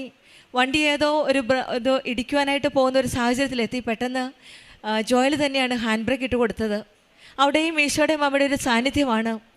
പൂർണ്ണ ഹൃദയത്തോടു കൂടി വിശ്വാസത്തോടെ ഉടമ്പടി ജീവിതം നയിക്കുമ്പോൾ നമ്മുടെ ജീവിതത്തിൽ ഈശോയുടെയും അമ്മയുടെ സാന്നിധ്യം വളരെ കൂടുതലാണ്. ഈ മകൻ്റെ ജീവിതത്തിൽ അതുപോലെ തന്നെയാണ്. അമ്മ തന്നെയാണ് വിളിച്ച് എഴുന്നേൽപ്പിക്കുന്നത്, ജോയൽ നീ എഴുന്നേക്ക് എന്ന്. പെട്ടെന്ന് ജോയൽ എഴുന്നേറ്റ് ഹാൻഡ് ബ്രേക്ക് ഇട്ടപ്പോൾ അമ്മ ഞെട്ടി എഴുന്നേറ്റത്. അതല്ലെങ്കിൽ അമ്മയുടെ വണ്ടി ഇടിച്ച് അവിടെയും ഈശോയുടെ അമ്മയുടെ ഒരു വലിയ സംരക്ഷണമാണ് നമുക്ക് കാണുവാൻ സാധിക്കുന്നത്. വീണ്ടും പറഞ്ഞത് 5 പ്രാവശ്യമാണ് അമ്മയുടെ സാന്നിധ്യം മനസ്സിലാക്കാൻ സാധിച്ചത് സുഗന്ധാഭിഷേകത്തിലൂടെ. പല പ്രാവശ്യവും മുല്ലപ്പൂവിൻ്റെയും റോസപ്പൂവിൻ്റെയൊക്കെ ആ ഫ്രേഗ്രൻസിലൂടെ കൂടിയാണ് അമ്മ ആ സാന്നിധ്യം ഈ മകന് പറഞ്ഞു കൊടുത്തത്. ഈശോയുടെ അമ്മയുടെയും സാന്നിധ്യം ഈ മകന് കൂടെ എപ്പോഴും നമുക്ക് കാണുവാൻ സാധിക്കും. അതുകൊണ്ട് തന്നെയാണ് ഒരു മകൻ അമ്മയോട് സംസാരിക്കുന്ന പോലെ തന്നെയാണ് ജോയൽ പരിശുദ്ധ അമ്മയോട് അമ്മയുടെ സാന്നിധ്യം മനസ്സിലാക്കി അമ്മയോട് സംസാരിക്കുന്നത്. ഓരോ കാര്യവും അമ്മയും അതുപോലെ തന്നെയാണ്. ജോയൽ എന്ന് പേര് ചൊല്ലിയാണ് അമ്മ പറയുന്നത് ഓരോ കാര്യങ്ങളും. അതുപോലെ തന്നെയാണ് ജോയലിൻ്റെ ഓരോ പ്രാർത്ഥനാ ജീവിതവും കാരുണ്യപ്രവർത്തനം എല്ലാം. മാർത്തോമ ഡിനോമിനേഷനുള്ള ഈ മകന് ഈശോയുടെ അമ്മയുടെ ചേർന്ന് നിന്ന് കുമ്പസാരിക്കാൻ പോകുമ്പോൾ കുമ്പസാരമില്ല, പക്ഷേ കൂടുതലായിട്ട് അപ്ഡേറ്റ് ചെയ്യാനായിട്ടുള്ള ഒരു ഉൾപ്രേരണയോടെ കുമ്പസാരം എന്ന ആ പ്രാർത്ഥന ചൊല്ലി പാപങ്ങളെ ഏറ്റുപറഞ്ഞ് പ്രാർത്ഥിക്കുമ്പോൾ ബെത്ലഹേമിൽ വെട്ടിത്തിളങ്ങുന്ന പോലെ തോന്നിയതും അതും പാപങ്ങളെ ഏറ്റുപറഞ്ഞപ്പോഴാണ് ആ മകൻ ആ ഫീലിംഗ് വന്നത്. അവിടെയും ഒരു ന്യൂനെസ് ആണ് ഉടമ്പടി ജീവിതത്തിൽ, ഉടമ്പടി മക്കളുടെ ജീവിതത്തിൽ ഈശോയുടെ അവിടെ ചേർന്ന് നിൽക്കുമ്പോൾ ഒരു പുതിയ വഴിയാണ്, ഒരു പുതിയ ഉണർവ്, ഉടമ്പടി ആത്മീയതയിൽ ഒരു പുതിയ ഉണർവാണ് ഈ മകന് ലഭിച്ചത്. അതുപോലെ തന്നെയാണ് ഈശോയുടെ അമ്മയോട് ചേർന്നപ്പോഴാണ് കാരുണ്യ പ്രവൃത്തിയിൽ മറ്റുള്ളവർക്ക് വേണ്ടി പ്രാർത്ഥിക്കാനുള്ളൊരു കൃപ ലഭിച്ചത്. വീട്ടിലുള്ള കസിൻ സിസ്റ്ററിന് വേണ്ടിയിട്ടും മറ്റുള്ളവർക്ക് വേണ്ടിയിട്ടും ഓരോ സബ്ജക്റ്റ്, ഓരോ ടോപ്പിക്ക് വേണ്ടി പ്രാർത്ഥിക്കുകയാണ് ഈ മകന് ഉടമ്പടിയിലെ കൊച്ചുമക്കളാണ്. ഈ മക്കൾ ഉടമ്പടിയിൽ പിച്ച വെച്ച് അമ്മയുടെ കൈ പരം പിടിച്ച് ഈശോയോട് ചേർന്ന് ജീവിക്കുമ്പോൾ ആ അമ്മയുടെ കരങ്ങളിൽ കൂടിയാണ് ഈശോയിലേക്ക് അടുക്കുന്നത്. ഈശോയുടെ സ്നേഹം മനസ്സിലാക്കാനും അമ്മയെ പോലെ തന്നെയാണ്, അമ്മയായിട്ട് തന്നെയാണ് കൃപാസനം അമ്മ ഈ മകൻ്റെ കരം പിടിച്ച് മുന്നോട്ട് നയിക്കുന്നത്. നമ്മുടെ ജീവിതത്തിലും കർത്താവിൽ പൂർണ്ണമായിട്ട് വിശ്വസിച്ച് എല്ലാ കാര്യങ്ങൾക്കും നന്ദി പറയാനുള്ള കൃപയ്ക്കായി നമുക്ക് പ്രാർത്ഥിക്കാം. ഉടമ്പടിയിൽ നന്ദിയോടെ ദൈവത്തെ സ്തുതിക്കുവാനും തൻ്റെ എല്ലാ കാര്യങ്ങളും നമ്മളെ അലട്ടുന്ന എല്ലാ പ്രശ്നങ്ങളും അമ്മയുടെ കരങ്ങളിൽ ഏൽപ്പിക്കാനുമുള്ള ഒരു കൃപയ്ക്കായിട്ട് നമുക്ക് പ്രാർത്ഥിക്കാം. നമ്മുടെ ജീവിതത്തിലും നമ്മുടെ കുടുംബത്തിലും നമ്മുടെ ആരോഗ്യ പ്രശ്നമാവാം, സാമ്പത്തിക ബുദ്ധിമുട്ടുകളാവാം, പരീക്ഷകളാവാം, ഇൻ്റർവ്യൂ ആവാം, എന്തു തന്നെ ആയാലും വിശ്വാസത്തോടെ നമ്മുടെ ഈശോയുടെ അമ്മയുടെ കരങ്ങളിൽ സമർപ്പിക്കാം. കൃപാസനം അമ്മയുടെ കരം പിടിച്ച് നമ്മുടെ ഉടമ്പടി ജീവിതം നമുക്ക് മുന്നോട്ട് നയിക്കാം.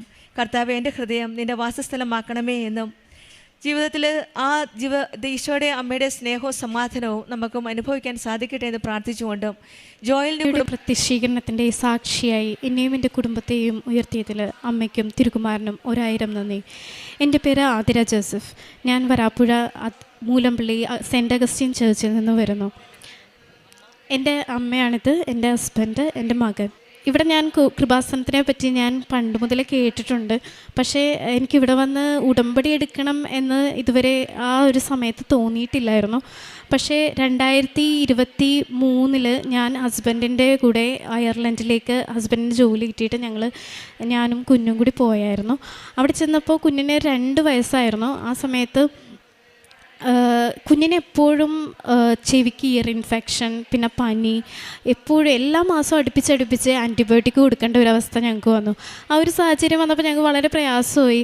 ഞങ്ങൾ എന്നിട്ട് ഒരു ENT കൺസൾട്ട് ചെയ്തു. അവിടെ വെച്ച് കൺസൾട്ട് ചെയ്തപ്പോൾ ENT പറഞ്ഞു, കുഞ്ഞിൻ്റെ 2 ചെവിയിലും ഫ്ലൂയിഡ് ഉണ്ട്, നമുക്ക് ഗ്രോമെക്സ് എന്ന് പറഞ്ഞൊരു സർജറി ചെയ്യണം.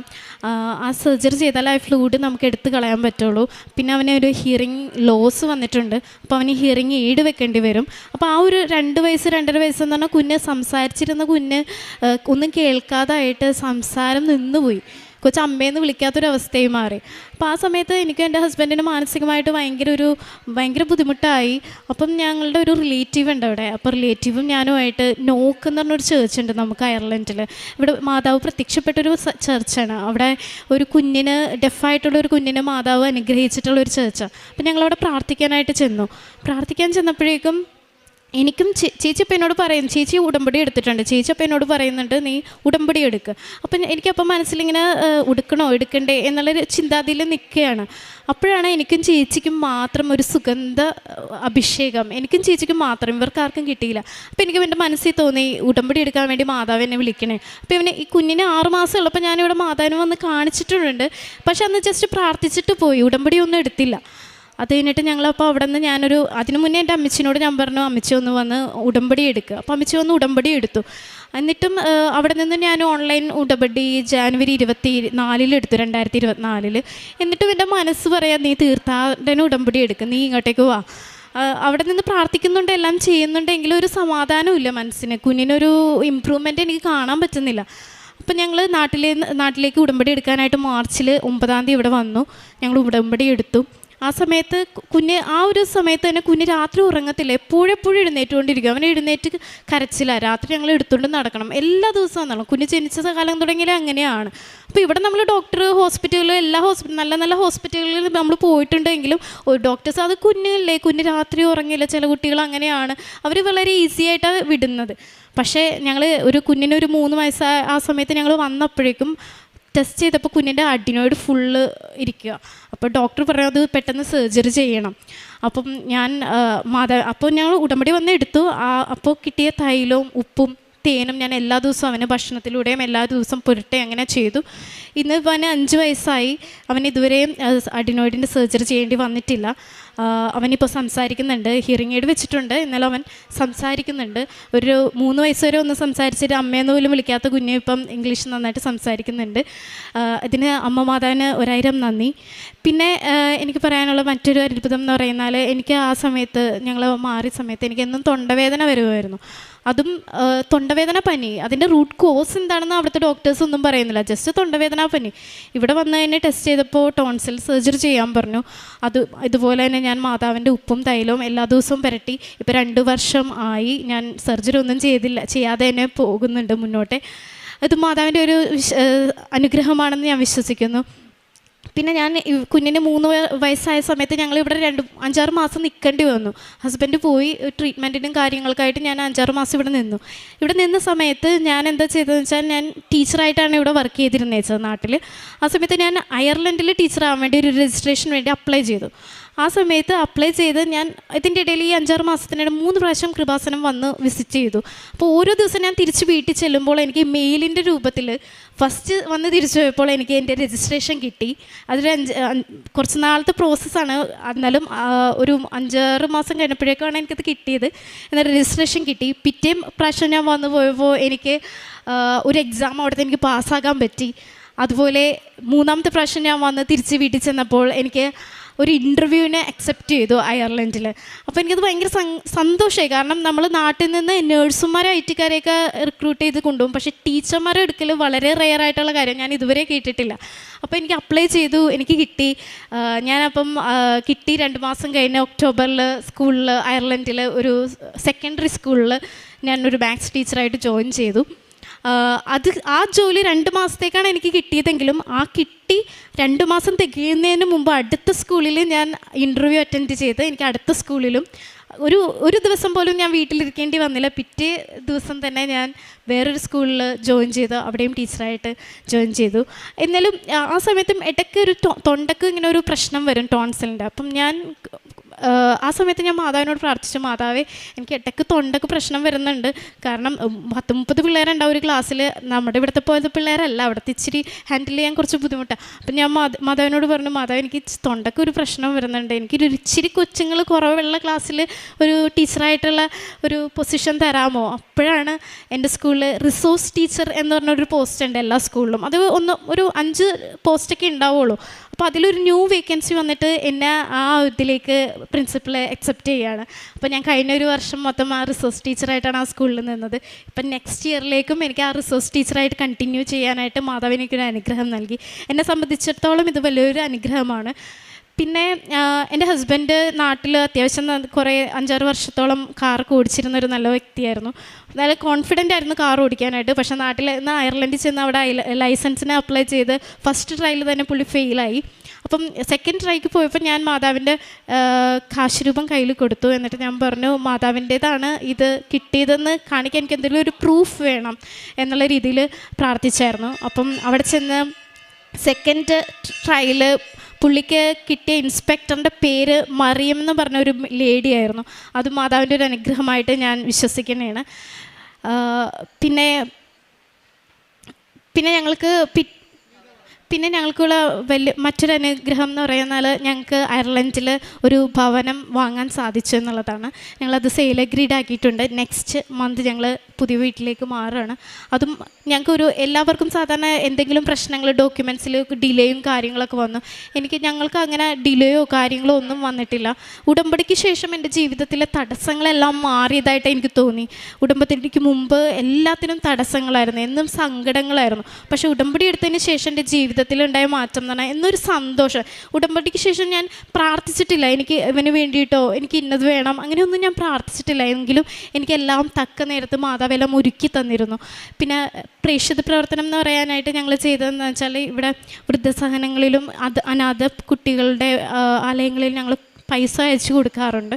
പിന്നെ എൻ്റെ ഹസ്ബൻഡ് അവിടെ പത്രം കിട്ടാത്ത സമയത്ത് എന്താ ചെയ്യുന്നത് വെച്ചാൽ മാതാവിൻ്റെ ഫോട്ടോയും പ്രാർത്ഥനയും പ്രിൻ്റ് എടുത്തിട്ട് അവിടെ അയർലൻഡിൽ കൊടുക്കാറുണ്ട്. പിന്നെ അതുപോലെ ഹസ്ബൻഡ് അവിടുത്തെ വൃദ്ധസദനം, അയർലൻഡിലെ വൃദ്ധസദനത്തിൽ ഗവൺമെൻറ്റിൻ്റെയൊക്കെ ഉണ്ടാവും ചില സ്ഥലത്ത്. അപ്പം ഹസ്ബൻഡ് അവിടെ കിച്ചണിൽ അവരെ സഹായിക്കാനായിട്ട് പോയിട്ടുണ്ട്.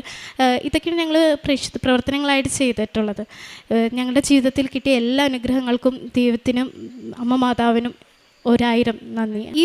ഈ വിഷമമുള്ള സമയങ്ങളിലെന്ന് വെച്ചാൽ എൻ്റെ ഒരേ ഒരു ആശ്വാസം എന്ന് പറയുന്നത് ഉടമ്പടി പ്രാർത്ഥനയാണ്.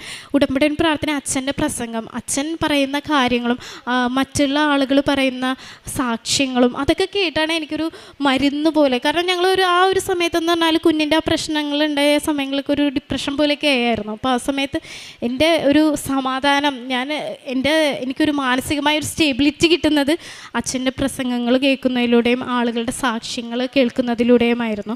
പിന്നെ ഞങ്ങൾ എല്ലാ ഞായറാഴ്ചയും കുമ്പസാരം കുർബാനയ്ക്ക് പോകാറുണ്ട്. എല്ലാ ദിവസവും പോകാൻ പറ്റാറില്ല. പിന്നെ ആളുകൾക്ക് കൃപാസനത്തിനെ പറ്റി പറഞ്ഞു കൊടുക്കാറുണ്ട്. പിന്നെ പത്രങ്ങൾ കൊടുക്കാറുണ്ട്. ശരിക്കും അമ്മ മാതാവിനും ഒരിക്കൽ കൂടി നന്ദി പറഞ്ഞുകൊണ്ട് ഞാൻ എൻ്റെ വാക്കുകൾ നിർത്തുന്നു. വിശ്വസ്തന്മാരായ പുത്രന്മാരെ, എൻ്റെ വാക്ക് കേട്ട് അരുവിക്കരയിലെ പഴനിരി ചെടി പോലെ മൊട്ടിടുവിൻ. കുന്തിരിക്കം പോലെ സൗരഭ്യം പരത്തുകയും ലില്ലി പോലെ പൂവണിയുകയും ചെയ്യുവിൻ. സുഗന്ധം പരത്തുകയും സ്തുതിഗീതം ആലപിക്കുകയും ചെയ്യുവിൻ. കർത്താവിൻ്റെ എല്ലാ പ്രവൃത്തികളും നിമിത്തം അവിടുത്തെ വാഴ്ത്തുവിൻ.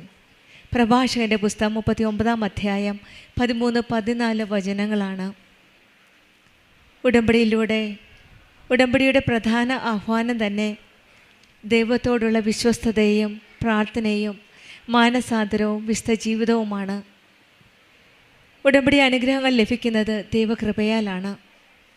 നമ്മുടെ ജീവിതത്തിലും ഉടമ്പടി ജീവിതം സത്യസന്ധമായി മുന്നോട്ട് പോകുമ്പോഴാണ് ഈശോയുടെയും അമ്മയുടെയും കൃപ നമുക്ക് അനുഭവിക്കാൻ സാധിക്കുന്നത്. ആതിര എന്ന മകളുടെ സാക്ഷ്യത്തിൽ ആദ്യമായി കൃപാസനത്തിൽ വരികയും ഉടമ്പടി എടുക്കുകയും ചെയ്തത് മക്കൾക്ക് വേണ്ടിയിട്ടായിരുന്നു. മകൻ 3 വയസ്സായിട്ടും സംസാരിക്കുന്നുണ്ടായിരുന്നില്ല. പരിശുദ്ധ അമ്മയുടെ മരിയൻ ഉടമ്പടിയിലൂടെ, നേർച്ച വസ്തുക്കളുടെ ഉപയോഗത്തിലൂടെ ഈ മകന് സംസാരിക്കുവാനുള്ള ശക്തി ലഭിക്കുകയാണ്. പിന്നീട് അഡിനോയിഡിൻ്റെ ഒരു അസുഖമുണ്ടായിരുന്നു. അതും സർജറി ചെയ്യണമെന്നാണ് ഡോക്ടേഴ്സ് പറഞ്ഞിരുന്നത്. പക്ഷെങ്കിൽ ഇവിടെയും ഈശോയുടെയും അമ്മയുടെയും കരുണയും കൃപയാലും ഓപ്പറേഷനൊന്നുമില്ലാതെ, സർജറി ഒന്നുമില്ലാതെ തന്നെ ആ രോഗം പൂർണ്ണമായിട്ട് സൗഖ്യപ്പെടുകയാണ്.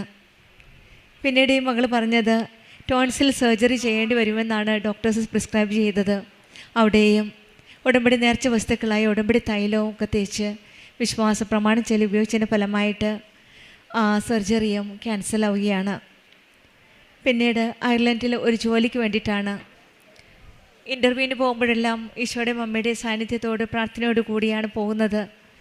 ആദ്യമായിട്ട് അയർലൻഡിൽ ടീച്ചറായിട്ട് ജോലി ലഭിക്കുകയും പിന്നീട് ഒരു റിസോഴ്സ് ടീച്ചറായിട്ടുള്ള ഡെസിഗ്നേഷനിൽ പിന്നീട് ജോലി ലഭിക്കുകയുമാണ്.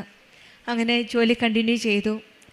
പിന്നീട് ഭർത്താവിനുള്ള കാർ ലൈസൻസ് കിട്ടുകയും അവിടെ ഇൻസ്പെക്ടർ ആയി വന്ന ഒരു വ്യക്തി പേരും മരിയം എന്ന പേരായിരുന്നു. അവിടെ കാശ്രൂപം മുറുകെ പിടിച്ച് ഡ്രൈവിംഗ് ലൈസൻസിന് പോയപ്പോൾ അമ്മയോട് പ്രാർത്ഥിച്ചു പോയതിൻ്റെ ഫലമായിട്ട് തന്നെയാണ് അതും ക്ലിയർ ആകാനായിട്ട് സാധിച്ചത്. പിന്നീട് അയർലൻഡിൽ ഒരു ഭവനമായിരുന്നു ഒരാഗ്രഹം. അവിടെയും ഈശോയുടെയും അമ്മയുടെയും അനുഗ്രഹം കൊണ്ട് സെയിൽ എഗ്രിമെൻറ്റ് റെഡിയാക്കി. ഈശോയുടെ അമ്മയുടെ കൃപയാലാണ് ഇന്ന് ഈ മക്കൾ പരിശുദ്ധ അമ്മയുടെ സന്നിധിയിൽ അമ്മയ്ക്ക് നന്ദി പറഞ്ഞുകൊണ്ട് അമ്മയുടെ പ്രത്യക്ഷീകരണത്തിൻ്റെ സാക്ഷിയായിട്ട് അമ്മയുടെ അരികിലേക്ക് വന്നിരിക്കുന്നത്. ഈശോയുടെ അമ്മയോട് ചേർന്ന് നിൽക്കുമ്പോൾ നമ്മുടെ ജീവിതത്തിൽ എത്രയെത്ര ബുദ്ധിമുട്ടുകളും പ്രതിസന്ധികളും പ്രശ്നങ്ങളും ഉണ്ടായാലും സങ്കീർത്തനം 30:2 പറയുന്നത് പോലെ എൻ്റെ ദൈവമായ കർത്താവെ ഞാനങ്ങോട്ട് നിലവിളിച്ച് അപേക്ഷിച്ചു, അവിടുന്ന് എന്നെ സുഖപ്പെടുത്തുകയും ചെയ്തു എന്നാണ് ഈ മക്കളുടെ ജീവിതത്തിൽ ഉടമ്പടിയിലൂടെ നിയോഗം സമർപ്പിച്ച് പ്രാർത്ഥിച്ചതിൻ്റെ ഫലമായിട്ടാണ്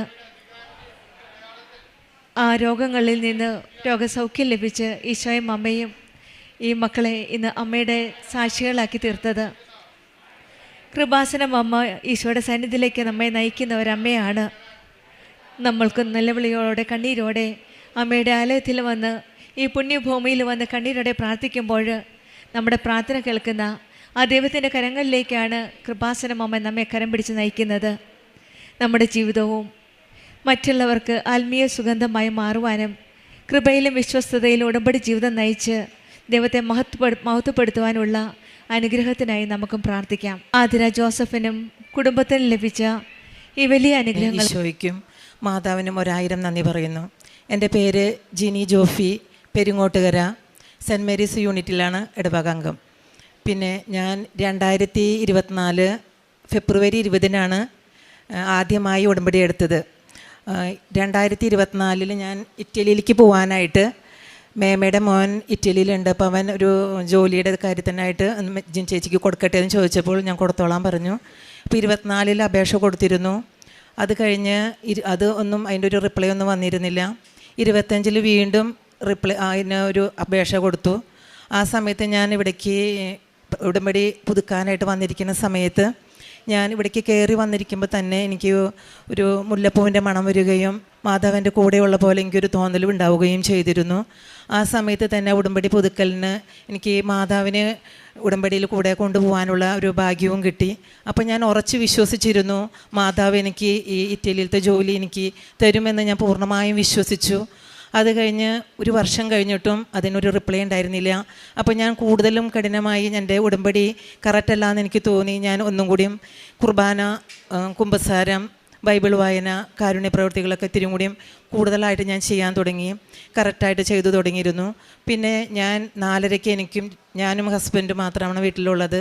2 പേരും 4:30 എനിക്ക് പണികളൊക്കെ കഴിഞ്ഞ് 5:00 പ്രയറും കൂടി അത് കഴിഞ്ഞ് പള്ളിയിലും പോവും. അങ്ങനെ ഞങ്ങളുടെ ഒരു ഉടമ്പടിയിലത്തെ ഒരു ജീവിതം തുടങ്ങിയപ്പോൾ തന്നെ എനിക്ക് ഒരു ഉറപ്പായിട്ടും ആ ഇറ്റലി ജോലി എനിക്ക് കിട്ടുമെന്നും, എനിക്കിപ്പോൾ 51 വയസ്സായിട്ടുണ്ടായിരുന്നു. അപ്പോൾ ഈ വയസ്സിൽ കിട്ടുമോ എന്നുള്ളതൊരു ചോദ്യം തന്നെയായിരുന്നു. അപ്പോൾ അവൻ അവിടെ കൊടുത്തപ്പോഴും അവൻ പറഞ്ഞു, ഒരു ലോട്ടറി എടുക്കണ പോലെ ഉള്ളോട്ടെ ചേച്ചി, കിട്ടാനൊന്നും സാധ്യതയില്ല, ഞാൻ കൊടുക്കുന്നുണ്ടെന്ന് മാത്രമേ ഉള്ളൂ എന്ന് പറഞ്ഞു. പക്ഷേ ഞാൻ പൂർണ്ണമായും വിശ്വസിച്ച് മാതാവിൽ ഉറച്ച് പ്രാർത്ഥിച്ച് ഉടമ്പടി കാര്യങ്ങളെല്ലാം ചെയ്ത് തൈലം പൂച്ചലും ഉപ്പ് കഴിക്കൽ, തേൻ, അങ്ങനെ എല്ലാ കാര്യങ്ങളും ഞാൻ ചെയ്തു കൊണ്ടുപോന്നിരുന്നു. എന്നെ തന്നെ എന്നിലുള്ള എല്ലാ തെറ്റുകളും മാറ്റി ഞാൻ നല്ലൊരു ഈശോയുടെയും മാതാവിൻ്റെയും മകളായി തീരുവാനായിട്ട് ഞാൻ ശ്രമിച്ച് ഞാൻ പ്രാർത്ഥനയിൽ തന്നെ മുന്നോട്ട് നടന്നു. അങ്ങനെ ഒരു 2026 25 എനിക്ക് അതിലൊന്നും റിപ്ലൈ വന്നില്ല. 26 വീണ്ടും അവൻ അപേക്ഷ കൊടുത്തു. അതിനുശേഷം ഏപ്രിൽ 9 എനിക്ക് ഇറ്റലിയിൽ നിന്നുള്ള ഒരു നുള്ളോസ്റ്റ് വന്നു. അപ്പോൾ വളരെ സന്തോഷം തോന്നി, മാതാവിന് 1000 നന്ദി പറഞ്ഞു. പക്ഷേ അതിന് ശേഷമാണ് കാണുന്നത് നുള്ളോസ്റ്റ് കിട്ടിക്കഴിഞ്ഞാലാണ് നമുക്ക് വിസയ്ക്ക് അപ്ലിക്കേഷൻ കൊടുക്കാൻ പറ്റുള്ളൂ. ആ നുള്ളോസ്റ്റയിൽ വന്നിരിക്കുന്നത് എൻ്റെ ബർത്ത് ഡേറ്റ് 1/2/75 എന്നുള്ളത് 2/2/75 എന്നാണ് അതിൽ വന്നിരിക്കുന്നത്. യൂറോപ്യൻ കൺട്രിയിൽ എല്ലാവർക്കും അറിയാൻ പറ്റുമായിരിക്കും, യൂറോപ്യൻ കൺട്രിയിൽ ഡേറ്റ് ഓഫ് ബർത്ത് ഒക്കെ തെറ്റി കഴിഞ്ഞാൽ പിന്നെ അത് കറക്ഷൻ ചെയ്ത് കിട്ടുക എന്നുള്ളത് വളരെ എളുപ്പമല്ല. പക്ഷേ അപ്പം ഞാൻ മാതാവിൽ ഉറച്ച് വിശ്വസിച്ച് ഈ ഏജ് ഓവറിൽ മാതാവ് എനിക്കിത് കാണിച്ചു തന്നിട്ടുണ്ടെങ്കിൽ മാതാവ് എനിക്കത് തീർത്തും തരുമെന്നുള്ള പ്രതീക്ഷയിൽ തന്നെ ഞാൻ മുന്നോട്ട് പോയി. ജോസഫ് അച്ഛനെ വന്ന് കണ്ടിരുന്നു. അപ്പോൾ ജോസഫ് അച്ഛൻ്റെ അടുത്ത് പ്രാർത്ഥിച്ചപ്പോൾ ജോസഫ് അച്ഛൻ പറഞ്ഞു എന്നോട്, എവിടെ നിന്നാണ് ഇത് തിരുത്തി വരേണ്ടത് എന്ന് മാത്രം ചോദിച്ചു. അപ്പോൾ ഞാൻ പറഞ്ഞു, ഇറ്റലിയിൽ നിന്നാണ് തിരുത്തേണ്ടതെന്ന് പറഞ്ഞു. അപ്പോൾ അച്ഛനോട് പ്രാർത്ഥിച്ച് പോകുന്നതിന് ശേഷം ഞാനും വീണ്ടും പ്രാർത്ഥനയിൽ സജീവമായി കൊണ്ടിരുന്നു. ഞാനും ഹസ്ബൻഡും ജോലി സ്ഥലത്ത് നിന്ന് ഒരു ദിവസം ലീവ് കിട്ടണമെങ്കിൽ തന്നെ ഞാൻ പ്രാർത്ഥിക്കാൻ മാത്രമായിരുന്നു സമയം കണ്ടെത്തിയിരുന്നുണ്ടായിരുന്നത്. വേറൊരു കാര്യത്തിലേക്കും ഇടപെട്ടിരുന്നില്ല. അങ്ങനെ ഞാൻ ജീവിതം മുന്നോട്ട് പോയി കഴിഞ്ഞപ്പോൾ കുറച്ച് നാളൊന്ന് വെയിറ്റ് ചെയ്യാമെന്ന് വിചാരിച്ചു. ഇതെന്തെങ്കിലും അവൻ അവിടെ നിന്ന് മെയിൽ കൊടുത്തതിൽ എന്തെങ്കിലും റിപ്ലൈ വരണ്ടോ എന്ന് നോക്കാമെന്ന് പറഞ്ഞ് വെയിറ്റ് ചെയ്തു. ഒരു റിപ്ലൈയും വന്നില്ല. അപ്പോൾ മെയ് പകുതിയോടുകൂടി ഞാൻ ഒരു വിസയ്ക്ക് VFSലേക്ക് ഒരു ഡേറ്റ് എടുക്കാൻ വേണ്ടി തന്നെ തീരുമാനിച്ചു. എന്നിട്ട് തൃശ്ശൂർ റിയ ഏജൻസിയിൽ ഞാൻ ചെന്നു. അപ്പോൾ അവിടെ ചെന്ന് കഴിഞ്ഞപ്പോൾ അവർ പറഞ്ഞു, ഡേറ്റ് ഓഫ് ബർത്ത് തെറ്റിക്കഴിഞ്ഞാൽ വിസയ്ക്ക് അപ്ലിക്കേഷൻ കൊടുക്കാനും കൂടിയും പറ്റില്ല, പിന്നെ എന്തിനാണ് ഒന്നും ചെയ്യേണ്ട, വെറുതെ പൈസ കളയേ കാര്യമുള്ളൂ എന്ന് പറഞ്ഞു. അപ്പം ഞാൻ പറഞ്ഞു എന്തായാലും ഒന്ന് നോക്കാമെന്ന് പറഞ്ഞു. അപ്പോൾ വേറൊരു ഏജൻറ്റിൽ പോയി ചോദിച്ചു കഴിഞ്ഞപ്പോൾ അവർ പറഞ്ഞു, ആ ഡേറ്റ് ഓഫ് ബർത്തിൻ്റെ 1 എന്നുള്ളത് മാത്രമല്ലേ തെറ്റുള്ളൂ, അത് 2 ആക്കി എഡിറ്റ് ചെയ്ത് തരാമെന്ന് പറഞ്ഞു. അപ്പോൾ എനിക്ക് തോന്നി മാതാവിനോടുത്ത് നമ്മൾ തെറ്റ് ചെയ്യണ പോലെ തോന്നി. അത് ശരിക്കായിക്കുള്ള വരാത്തത് നമ്മൾ 1 ആക്കുന്നത് തെറ്റല്ലേ എന്ന് ചിന്തിച്ച് പ്രാർത്ഥിച്ചൊരുങ്ങി ആ റിയ ഏജൻസിയിലേക്ക് തന്നെ ചെന്ന് റസീന മാഡത്തിനെ പോയി കണ്ടു. അപ്പോൾ റസീന മാഡം പറഞ്ഞു, മോളെ വെറുതെ പൈസ കളയണ്ട, എന്തായാലും ആ പൈസ നമ്മൾ ആപ്ലിക്കേഷന് കൊടുക്കണ പൈസ പോവുക കാര്യമുള്ളൂ, പിന്നെ വിസ, നമ്മുടെ ഫ്ലൈറ്റ് ഇൻഷുറൻസിൻ്റെ പൈസ ഒക്കെ അടയ്ക്കേണ്ടി വരും, അപ്പോൾ ഞാൻ പറഞ്ഞു ധൈര്യമായിട്ട് ചേച്ചി ഇത് മുന്നോട്ട് പോയിക്കോ, എൻ്റെ കൂടെ മാതാവുണ്ട് എന്ന് പറഞ്ഞ് ഞാൻ ആ വിസയിലേക്ക് കൊടുക്കണ പാസ്പോർട്ടിലും ആ പേപ്പറുകളിലെല്ലാത്തിലും ഉപ്പ് വിതറി അവിടെ ഇരുന്ന് പ്രാർത്ഥിച്ച് ആ മേഡത്തിനോട് ഇത് ആപ്ലിക്കേഷൻ പ്രോസസ്സിങ് ചെയ്തുകൊള്ളാൻ പറഞ്ഞു. അവർ ആ പൈസ പോവുള്ളൂ എന്ന് പറഞ്ഞ് VFSൽ ചെന്നാലും എടുക്കില്ല എന്ന് പറഞ്ഞ് അത് കറക്ഷൻസ് ചെയ്ത് അവർ അത് മുന്നോട്ട് പോയി. അങ്ങനെ VFSലേക്ക് ഡേറ്റ് കിട്ടി. മെയ് 26 VFSലേക്ക് ഡേറ്റ് കിട്ടി. മെയ് 26 VFSലേക്ക് ചെല്ലുമ്പോൾ അത് എടുക്കില്ല എന്നുള്ള ചിന്തയിലാണ് അവർ പറഞ്ഞത്. പക്ഷേ ഞാൻ ഉറച്ച് വിശ്വസിച്ച് കുറച്ച് ഉപ്പ് തലയിലും ഞാൻ അപ്പം അതിൻ്റെ ഉള്ളിലേക്ക് അവൻ്റെ ബാഗോ അല്ലെങ്കിൽ എന്തെങ്കിലും കയറ്റിയിലും കുറച്ച് ഉപ്പ് നിറയിലിട്ട് കയ്യിൽ ഉപ്പും പിടിച്ച് ഞാൻ അങ്ങനെ മുന്നോട്ട് തന്നെ പോയി. ഹസ്ബൻഡ് പുറത്ത് ചൊവ്വാഴ്ചയായിരുന്നു ആരാധനയിൽ പങ്കെടുത്തുകൊണ്ടിരുന്നു. അവിടെ ചെന്ന് അതിൻ്റെ ഉള്ളിലേക്ക് ചെന്നപ്പോൾ അവർ ഒരു പ്രോസസ്സിങ്ങിൽ ഒരു സാറിൻ്റെ അടുത്ത് ചെന്നപ്പോൾ ആ സാറ് പേപ്പറുകൾ നോക്കിക്കൊണ്ടിരിക്കുമ്പോൾ ഞാൻ നോക്കുമ്പോൾ എൻ്റെ ഡേറ്റ് തെറ്റിയിട്ടുള്ള പേപ്പറാണല്ലോ കാണണേ, ഇപ്പം എന്നോട് എന്തെങ്കിലും ചോദിക്കും എന്ന് ഞാൻ വിചാരിച്ചു. പക്ഷേ അത് കഴിഞ്ഞു, അവിടെ ഒന്നും ചോദിച്ചില്ല. പിന്നത്തെ സെക്ഷനിലേക്ക് ചെന്നു. അവിടെ ചെന്നപ്പോഴും അവർ പേപ്പർ മാറ്റിക്കൊണ്ടേയിരിക്കുന്നു. അപ്പം എൻ്റെ വിചാരം ഇപ്പോൾ ആ പേപ്പറിൽ കണ്ട് എന്നെ ഇപ്പോൾ തിരിച്ചു വിടും, അത് എടുക്കില്ല എന്ന് ഞാൻ വിചാരിച്ചു. അത് കഴിഞ്ഞ് കഴിഞ്ഞപ്പോൾ അവർ ചോദിച്ച ഒരേ ഒരു ചോദ്യമാണ് എന്നോട്, ഇത് വിസ അടിച്ച് വരണമെങ്കിൽ ഇത് എവിടേക്ക് അയക്കണം എന്ന് മാത്രമേ എന്നോട് ചോദിച്ചുള്ളൂ. അപ്പോൾ ഞാൻ പറഞ്ഞു എൻ്റെ വീട് പ്രയാർ ഭാഗമാണ്, എനിക്ക് തൃശ്ശൂരാണ് ഞാൻ വർക്ക് ചെയ്യണേ. അപ്പോൾ തൃശ്ശൂരിലുള്ളവർക്ക് അയ്യന്തോളിക്കാണെന്ന് പറഞ്ഞു. അപ്പോൾ അയ്യന്തോളിക്ക് മാത്രം അത് അയച്ചാൽ മതി, വേറെ ഒന്നുമില്ല, അത് മാത്രം എന്നോട് ചോദിച്ചുള്ളൂ. എന്നിട്ട് ലാസ്റ്റ് ഒരു മേഡത്തിൻ്റെ അടുത്ത് ചെന്നപ്പോൾ ആ മേഡം പറഞ്ഞു ഇതിൽ ആലുവ എന്നുള്ള അടിച്ചു പോയിക്കണേ, അയ്യന്തോളല്ലോ. അപ്പോൾ ഞാൻ പറഞ്ഞു ആലുവയാണെങ്കിൽ ആലുവ ആയിക്കോട്ടെ, കുഴപ്പമില്ല, എനിക്ക് ചിലപ്പോൾ മാതാവിൻ്റെ അടുത്ത് പോകാനാവുമെന്ന് ഞാൻ വിചാരിച്ച്, അല്ലെങ്കിൽ തൃശ്ശൂരാണെങ്കിൽ ചിലപ്പോൾ ആ ദിവസം ഇങ്ങോട്ട് വന്നില്ല എന്ന് വരും.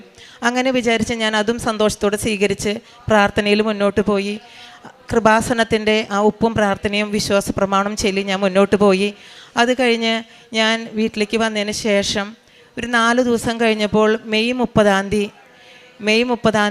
ഇറ്റലിയിൽ മേമയുടെ മോന് കറക്റ്റാക്കിയിട്ടുള്ള 1/2/75 എന്നുള്ള ആ വിസയുടെ ഉള്ളോസ്റ്റ കറക്റ്റായിട്ട് വന്നിരിക്കുന്നു. അപ്പോൾ അത് വന്ന വഴിക്ക് ഞാൻ വിചാരിച്ചു സഞ്ചാരി മാതാവിന് സാധിക്കാത്തതായിട്ട് ഒന്നുമില്ല. ഇറ്റലിയിൽ പോയിട്ട് തന്നെ എൻ്റെ 1 എന്നുള്ള ഡേറ്റ് 2 എന്നുള്ളത് മാറ്റി 1 ആക്കി തരാൻ മാതാവിന് സാധിച്ചു. അപ്പം ഇനി എല്ലാ കാര്യങ്ങളും ഭംഗിയാക്കി തീരുമെന്ന് ഞാൻ വിശ്വസിച്ചു. അങ്ങനെ ഞാൻ ആ ഡേറ്റ് ക്ലിയറാക്കി കിട്ടി. അത് കഴിഞ്ഞ് ഞാൻ ആ ഡേറ്റ് അപ്പോൾ അവർ പറഞ്ഞു ഇനിയിപ്പോൾ മെയിൽ എന്തെങ്കിലും ചോദിക്കായിരിക്കും എന്ന് പറഞ്ഞു. അപ്പോൾ മെയിലിൽ എന്തെങ്കിലും ചോദിക്കുമെന്ന് വിചാരിച്ച് വെയിറ്റ് ചെയ്തു. അവർ ഈ ഡേറ്റിൻ്റെ പുതിയത് കൊടുക്കാനായിട്ട് ഒന്നും ചോദിക്കുന്നില്ല. ഒന്നും ചോദിക്കാണ്ടായപ്പോൾ എനിക്ക് തോന്നി ഇനി പഴയതിൽ വെച്ച് അടിച്ച് കിട്ടുമോ ഇല്ലേ. അപ്പോൾ VFSലത്തെ റസീന മാഡം പറഞ്ഞിട്ടുണ്ടായിരുന്നത് എന്തായാലും ഒരു 3 മാസത്തിനുള്ളിലാണ് കിട്ടണമെങ്കിൽ കിട്ടും. 15 ഡേയ്സ് തുടങ്ങി 3 മന്ത്സാണ് അതിന് ടൈം. അതിനുള്ളിൽ കിട്ടണമെങ്കിൽ കിട്ടും, അല്ലെങ്കിൽ കിട്ടില്ല അങ്ങനെ പറഞ്ഞു. അപ്പോൾ ഞാൻ മെയിലിന് വേണ്ടിയിട്ട് ബോംബെ ഇറ്റലിയിലേക്ക് വിളിച്ച് ചോദിച്ചിരുന്നു. അപ്പോൾ അവർ പറഞ്ഞു എന്തെങ്കിലും കറക്ഷൻസ് ഉണ്ടെങ്കിൽ അവർ നിങ്ങളെ വിളിക്കും, അല്ലെങ്കിൽ നിങ്ങൾക്ക് അടിച്ച് കിട്ടും എന്ന് പറഞ്ഞു. അത് മെയ് 30 അങ്ങനെ കഴിഞ്ഞു. പിന്നെ 1 മാസത്തേക്ക് ഒരു റിപ്ലൈ ഉണ്ടായിരുന്നില്ല. ഞങ്ങൾ പ്രാർത്ഥനയിൽ തന്നെ പോയിക്കൊണ്ടിരുന്നു. ജൂൺ 26 ആയപ്പോൾ എനിക്ക് മെയിൽ വന്നു. മെയിൽ വന്നതിൽ വിസ അപ്രൂവലാക്കിയിട്ടുള്ളൊരു മെയിൽ വന്നു. അത് ഞാൻ 30 പോയി ആലുവയിൽ പോയി വാങ്ങിച്ച് അതോടുകൂടി ഞാൻ കൃപാസനത്തിൽ മാതാവിനെ സമർപ്പിക്കാനാണ് വന്നത്. ആദ്യമായിട്ട് മാതാവിൻ്റെ മുന്നിൽ ഞാൻ ഈ വിസ അടിച്ച് കിട്ടിയിട്ടുള്ള ആ ഇറ്റലി വിസ, അതും എംപ്ലോയി വിസയാണ്, വർക്ക് വിസയാണ്. അതെനിക്ക് മാതാവ് ഈ 51ാമത്തെ വയസ്സിൽ തന്നിട്ടുണ്ടെങ്കിൽ നിങ്ങൾ ഓരോരുത്തർക്കും വിശ്വസിച്ച് പ്രാർത്ഥിച്ചു കഴിഞ്ഞാൽ ലഭിക്കാത്തതായി ഒന്നുമില്ല എന്നാണ് ഞാൻ പറയുന്നത്. നമ്മൾ വിശ്വസിച്ച് കാരുണ്യ പ്രവൃത്തികളായാലും മറ്റുള്ളവരെ സഹായിക്കുന്നതായാലും എല്ലാം പത്രം വിതരണം. ഞാൻ ചെയ്യുന്ന കോസ്മെറ്റോളജി ക്ലിനിക്കിലാണ്. അവിടെയുള്ള ഡോക്ടേഴ്സായാലും സ്റ്റാഫിനായാലും ഒരു വിശ്വാസം ഉണ്ടായിരുന്നില്ല. പക്ഷേ അവർക്കൊക്കെ ഇപ്പോൾ ഭയങ്കര വിശ്വാസമായി. എല്ലാവരും അടുത്ത മാസം എൻ്റെ കൂടെ വരണം, എന്നെ കൊണ്ടുപോകണം, എനിക്ക് ഉടമ്പടി എടുക്കണം എന്നാണ് പറയുന്നത്. ഞാൻ ഒക്ടോബർ 1st വീക്കിലാണ് ഞാൻ ഇറ്റലിക്ക് പോകുന്നത്. ടിക്കറ്റ് ഓക്കെ ആയിട്ടുണ്ട്. അപ്പോൾ എല്ലാ കാര്യങ്ങളും ഇത്രത്തോളം മാതാവ് എന്നെ സഹായിച്ചു. എൻ്റെ ജീവിതത്തിൽ മാതാവിൻ്റെ പോലുള്ള കുറേ സഹനങ്ങളുള്ള ജീവിതത്തിലൂടെയാണ് ഞാൻ കടന്നു പോന്നിട്ടുള്ളത്. എൻ്റെ കല്യാണം കഴിഞ്ഞ് 2000 കല്യാണം കഴിഞ്ഞു. 2001 മോനുണ്ടായി. മോന് കുടൽ ബ്ലോക്കായിട്ട് മരിച്ചു. 1 മാസം ഉണ്ടായിരുന്നുള്ളൂ. 2003 മോളുണ്ടായിരുന്നു. മോളും ഒരു 6 വയസ്സ് വരെ ഉണ്ടായിരുന്നുള്ളൂ. ഹാർട്ടിന് കംപ്ലൈൻ്റ് ആയിരുന്നു. അങ്ങനെയുള്ള സഹനത്തിലൂടെ എനിക്ക് മാതാവിൻ്റെ ഒപ്പം സഞ്ചരിക്കാനായിട്ട് മാതാവിൻ്റെ കൂടെയും ഈശോയുടെ കൂടെയും എനിക്ക് നടന്നു പോകാനുള്ള ഒരു ഭാഗ്യം തന്നതിനും ഈശോയ്ക്ക് ഞാൻ നന്ദി പറയുന്നു. ഈ സഹനങ്ങൾ ഉണ്ടായിരുന്നില്ലെങ്കിൽ ഞാൻ ഇങ്ങനെ ആവുമായിരുന്നില്ല, ഈ പ്രത്യക്ഷീകരണത്തിൻ്റെ ഒരു സാക്ഷിയും ആവുമായിരുന്നില്ല. യേശുവേ സ്തോത്രം, യേശുവേ നന്ദി. സങ്കീർത്തനങ്ങൾ 37-ാം അധ്യായം 4 മുതലുള്ള വാക്യങ്ങൾ. കർത്താവിൽ ആനന്ദിക്കുക, അവിടുന്ന് നിൻ്റെ ആഗ്രഹങ്ങൾ സാധിച്ചു തരും. നിൻ്റെ ജീവിതം കർത്താവിന് ഭരമേൽപ്പിക്കുക. കർത്താവിൽ വിശ്വാസമർപ്പിക്കുക, അവിടുന്ന് നോക്കിക്കൊള്ളും. അവിടുന്ന് പ്രകാശം പോലെ നിനക്ക് നീതി നടത്തിത്തരും. പരിശുദ്ധ അമ്മയുടെ പ്രത്യക്ഷീകരണ സാക്ഷിയായിട്ട് ജിനി ജോഫി തൃശ്ശൂർ തൻ്റെ അനുഭവസാക്ഷി നമുക്ക് മുമ്പിൽ പങ്കുവെക്കുകയായിരുന്നു. ഈ അമ്മയുടെ വാക്കുകളിൽ നിന്ന് നമുക്ക് തൻ്റെ അനുഭവസാക്ഷ്യത്തെ നമുക്ക് മനസ്സിലാക്കുവാനായിട്ട് സാധിക്കുന്നുണ്ട്. നിരവധിയായ സഹനങ്ങളിലൂടെ കടന്നു പോകുമ്പോഴും പരിശുദ്ധ അമ്മയോട് ആശ്രയിച്ചു കൊണ്ടാണ് തൻ്റെ അനുഭവസാക്ഷി നമുക്ക് മുമ്പിൽ പങ്കുവെക്കുക. തനിക്ക് ഇറ്റലിയിലേക്ക് ജോലി ലഭിച്ച് പോകുവാനും അതിനിടയിലുണ്ടായിരുന്ന മുമ്പുണ്ടായിരുന്ന തടസ്സങ്ങൾ, അത് ഡേറ്റ് ഓഫ് ബർത്ത് സംബന്ധമായിട്ടുള്ള ഒരു കറക്ഷൻ ഉണ്ടായിരുന്നെങ്കിലും അത് പരിശുദ്ധ അമ്മയുടെ ഇടപെടലിലൂടെ അത് പൂർണ്ണമായിട്ടും പരിശുദ്ധ അമ്മ മാറ്റിക്കൊടുത്തുകൊണ്ട് അത് ഇറ്റലിയിലേക്ക് പോകുവാനുള്ള എല്ലാ സജ്ജീകരണങ്ങളൊക്കെ ചെയ്തു കൊടുത്തു. കാരണം 51-ാമത്തെ വയസ്സിൽ ഈ ജോലിക്ക് പോകുവാനും ഒത്തിരി തടസ്സങ്ങളും ബുദ്ധിമുട്ടുകളും ഉണ്ടാവുമെന്നറിഞ്ഞിട്ടും, പക്ഷെ എന്നാൽ പരിശുദ്ധ അമ്മയോട് ചേർന്നുള്ള ഉറച്ച വിശ്വാസം തന്നെയാണ് ഉടമ്പെടുക്കാനായിട്ട് ഇങ്ങോട്ട് വരുമ്പോഴും പരിശുദ്ധ അടയാളമായിട്ട് സുഗന്ധാഭിഷേകം ലഭിക്കുമ്പോഴും ഉറച്ച വിശ്വാസം എന്നത് പരിശുദ്ധ അമ്മ നടത്തിത്തരും എന്നുള്ളത് തന്നെയാണ്. അതുകൊണ്ട് തന്നെയാണ് ഉറച്ച വിശ്വാസത്തോടുകൂടി അൾത്താരയ്ക്ക് മുമ്പിൽ സാക്ഷിയായിട്ട് ഈ അമ്മ തൻ്റെ അനുഭവം നമുക്ക് മുമ്പിൽ പങ്കുവെക്കുക ചെയ്യുന്നത്. ഇനിയും മുമ്പോട്ടുള്ള ഈ അമ്മയുടെ യാത്രയിൽ പരിശുദ്ധ അമ്മയുടെ പ്രത്യക്ഷീകരണ സാക്ഷിയായിട്ട് മാറുവാൻ ഇനിയും ഈ കുടുംബത്തെ അനുഗ്രഹിക്കട്ടെ എന്ന് നമുക്ക് പ്രാർത്ഥിക്കാം. ഒപ്പം നമ്മുടെ ഓരോരുത്തരെയും നിയോഗങ്ങളെയും പരിശുദ്ധീകരണത്തിന്റെ സാക്ഷിയാക്കി എന്നെയും എൻ്റെ കുടുംബത്തെയും ഈ അൾത്താരയിൽ നിർത്താൻ സഹായിച്ചതിന് അമ്മ മാതാവിനും തിരുകുമാരനും 1000 നന്ദി. എൻ്റെ പേര് ലേഖ, ഞാൻ കൊട്ടാരക്കരയിൽ നിന്ന് വരുന്നു. ഇതെൻ്റെ മകൾ നിള, അവൾ 10ാം സ്റ്റാൻഡേർഡിൽ പഠിക്കുന്നു. ഞാൻ ആദ്യമായി ഉടമ്പടി എടുത്തത് 2023 ജൂലൈ മാസമാണ്.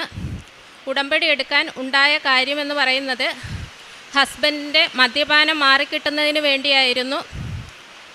ഞാൻ ആദ്യമായി ഉടമ്പടിയിൽ നിയോഗം വെച്ചത് അത് തന്നെയായിരുന്നു.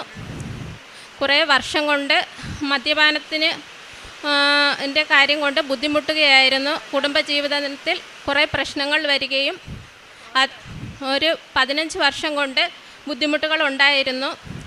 അപ്പോൾ ഉടമ്പടിയിൽ നിയോഗം വെച്ചതിൻ്റെ ഭാഗമായി അമ്മ മാതാവും തിരുകുമാരനും അത് ഞങ്ങൾക്ക് മാറ്റി തന്നു. ഇവിടെ ഉടമ്പടിയിൽ നിന്ന് കിട്ടിയ നേർച്ച വസ്തുക്കളായ ഉടമ്പടി തൈലവും ഉപ്പും അദ്ദേഹത്തിന് ദിവസവും ഞങ്ങൾ കൊടുക്കുമായിരുന്നു. അതിൻ്റെയൊക്കെ ഫലമായി എൻ്റെ അമ്മ മാതാവും തിരുകുമാരനും അത് പൂർണ്ണമായി ഒഴിവാക്കി തന്നു. അതിന് 1000 നന്ദി പറയുന്നു. പിന്നെ രണ്ടാമത്തെ സാക്ഷ്യം എന്ന് പറയുന്നത് ഒരു 10 വർഷം കൊണ്ട് തന്നെ വീട് വെക്കാൻ നോക്കിയിട്ട് പറ്റുന്നില്ലായിരുന്നു. ഓരോ ബുദ്ധിമുട്ടുകൾ ഉണ്ടായിക്കൊണ്ടിരിക്കുകയായിരുന്നു. അപ്പോൾ ഞാനിവിടെ നിയോഗം വെച്ചതിൻ്റെ ഫലമായി എനിക്ക് 1 വർഷത്തിനകത്ത് തന്നെ ഞങ്ങൾക്ക് നല്ലൊരു വീട് വെക്കാൻ സാധിച്ചു. അതും അമ്മ മാതാവിൻ്റെ അനുഗ്രഹം കൊണ്ട് മാത്രമാണ് ആ വീട് വെക്കാൻ സാധിച്ചത്. അതിൻ്റെ ഓരോ ഘട്ടങ്ങളിലും ഇവിടെ നിന്നുള്ള ഉപ്പ് ഞാൻ ഇടുമായിരുന്നു. വാർപ്പിൻ്റെ സമയത്തായാലും കട്ടള വെപ്പിൻ്റെ സമയത്തായാലും ഞാൻ അത് പ്രയോഗിക്കുമായിരുന്നു. അതിൻ്റെയൊക്കെ ഫലമായി ഞങ്ങൾക്ക് സഞ്ചാരി മാതാവ് എന്ന നിലയിൽ തന്നെ അമ്മ മാതാവ് ഞങ്ങളുടെ വീട്ടിൽ വന്ന് ഞങ്ങൾക്കൊരു പുതിയ വീട് വെച്ച് തന്നു. കോൺട്രാക്റ്റ് ബേസിലാണ് അത് കൊടുത്തിരുന്നത്. എങ്കിലും ഞങ്ങൾ പെയിൻറ്റിൻ്റെ കളറോ ഒന്നും പറയില്ലായിരുന്നു, പുറത്തെ കളർ മാത്രം പറഞ്ഞു. പക്ഷേ കയറി വരുന്ന എൻട്രൻസിൽ സിറ്റ് ഔട്ടിൽ തന്നെ അമ്മയുടെ ചാര നിറമാണ് അടിച്ചിരിക്കുന്നത്. പിന്നെ വീട് വെച്ച് കഴിഞ്ഞപ്പോൾ പലരും പറഞ്ഞു ഇതൊരു പള്ളിയുടെ രൂപമുണ്ടെന്ന്. അത് കേട്ടപ്പോൾ എനിക്ക് ഒരുപാട് സന്തോഷം തോന്നി. എന്ന് വെച്ചാൽ ഇവിടെ വന്ന് ഉടമ്പടി എടുത്തതിൻ്റെ ഫലമായി മാത്രമാണ് ഞങ്ങൾക്ക് അങ്ങനെ ഒരു വീട് വെക്കാൻ സഹായിച്ചത്. അതിന് അമ്മ മാതാവിനും തിരുകുമാരനും 1000 നന്ദി പറയുന്നു. വീട് വെച്ച് കഴിഞ്ഞിട്ടും നമ്മൾ പുതിയതായിട്ട് അവിടെ വീട് വെച്ചപ്പോൾ കിണർ ഉണ്ടാക്കി. പക്ഷേ ആ കിണറ്റിലെ വെള്ളം ഉപയോഗിക്കാൻ പറ്റാത്ത രീതിയിലായിരുന്നു. അതായത് ആ വെള്ളം നമ്മൾ കുടിക്കുമ്പോൾ തിളപ്പിച്ച് കുടിക്കുമ്പോൾ ഭയങ്കര സ്മെല്ലായിരുന്നു. പിന്നെ കുളിച്ച് കഴിയുമ്പോഴും നമുക്ക് ആ ഒരു വെള്ളത്തിൻ്റെ വെള്ളപ്പൊടി പോലെ ശരീരത്തിലെല്ലാം ഉണ്ടായിരുന്നു. ഞാൻ ഇവിടുത്തെ ഉപ്പ് കൊണ്ടുപോയി വിശ്വാസ പ്രമാണം ചൊല്ലി കിണറിൻ്റെ അകത്ത് ഇടുകയും കിണറിന് ചുറ്റും ഇടുകയും ചെയ്യുമായിരുന്നു. അതിൻ്റെ ഫലമായി ഒരാഴ്ച ഞാൻ അങ്ങനെ ചെയ്തതിൻ്റെ ഫലമായി എനിക്ക് ആ വെള്ളം നല്ല രീതിയിൽ തന്നെ, ഞങ്ങൾക്ക് പിന്നീട് ആ വെള്ളത്തിൽ ഒരു പ്രശ്നവും ഉണ്ടായില്ല, ഒരു സ്മെല്ലും ഉണ്ടായില്ല. എൻ്റെ അമ്മ മാതാവും തിരുകുമാരനും അതും ഞങ്ങൾക്ക് മാറ്റി തന്നു. പിന്നെ അടുത്തത് പറയേണ്ടത്, വീട് വെച്ചെങ്കിലും ഗേറ്റ് ഇട്ടിട്ടില്ലായിരുന്നു. അപ്പം ഞാനൊരു സ്റ്റാഫ് നേഴ്സായി വർക്ക് ചെയ്യുകയാണ്. അപ്പം വീട്ടിൽ രാവിലെ ആരും കാണത്തില്ല. പക്ഷെ വൈകിട്ട് തിരിച്ചു വരുമ്പോൾ വീടിൻ്റെ സിറ്റ് ഔട്ട് മൊത്തം നായ്ക്കൾ കയറി അലങ്കോലപ്പെടുത്തിയിടും. നായ്ക്കളുടെ ബ്ലഡും രോമവും എന്നും ആ ഒരു പ്രശ്നങ്ങൾ ഇങ്ങനെ കണ്ടിന്യൂ ചെയ്ത് പോവുമായിരുന്നു. അപ്പോൾ ഞാൻ അമ്മ മാതാവിനോട് എന്നും പറയും, ഞങ്ങൾക്ക് എത്രയും പെട്ടെന്ന് ഒരു ഗേറ്റ് ഇടാൻ പറ്റണേന്ന് പ്രാർത്ഥിക്കുമായിരുന്നു. പിന്നെ അച്ഛൻ്റെ ഡെയിലി ബ്രെഡിൽ അച്ഛൻ പറഞ്ഞിട്ടുണ്ട്, നമുക്ക് എന്തെങ്കിലും കാര്യങ്ങൾ സാധിക്കാനുണ്ടെങ്കിൽ ആ സ്ഥലത്ത് ചെന്ന് പ്രാർത്ഥിക്കുക. അങ്ങനെ ഞാനും മോളും കൂടെ വെളുപ്പിനെ ഡെയിലി ബ്രെഡിൻ്റെ സമയത്ത് അവിടെ പോയി നിന്ന് പ്രാർത്ഥിക്കുമായിരുന്നു. ഏകദേശം ഒരാഴ്ച കഴിഞ്ഞപ്പോൾ തന്നെ ഞങ്ങൾക്ക് ഗേറ്റ് ഇടാൻ പറ്റി. അതിനുശേഷം നായ്ക്കളുടെ ശല്യം ഇതുവരെ ഉണ്ടായിട്ടില്ല. അങ്ങനെ ഒത്തിരി അനുഗ്രഹങ്ങൾ അമ്മ മാതാവ് തന്നു. കോൺട്രാക്റ്റ് ബേസിൽ നമ്മൾ കൊടുക്കുമ്പോഴും ആ കോൺട്രാക്ടർ വന്ന് നമ്മുടെ അടുത്ത് ഓരോ ഘട്ടങ്ങളിലും പൈസ ചോദിക്കുമായിരുന്നു. അപ്പോൾ നമ്മൾ കുറച്ച് പൈസ ലോൺ എടുത്തിട്ടുണ്ടായിരുന്നു. പിന്നെ നമുക്ക് ആ ലോണൊക്കെ കിട്ടിക്കഴിഞ്ഞപ്പോൾ പിന്നെ ഓരോ പ്രാവശ്യവും കൊടുക്കാൻ പൈസ കുറവായിരുന്നു. പക്ഷേ അത് എവിടെ നിന്നാണെന്ന് അറിയത്തില്ല. ഓരോ ഘട്ടങ്ങളിലും അദ്ദേഹം പറയുന്ന ഡേറ്റിൽ തന്നെ നമുക്ക് കുറേശ്ശെ ആ പൈസ കൊടുക്കാൻ സഹായിച്ചു.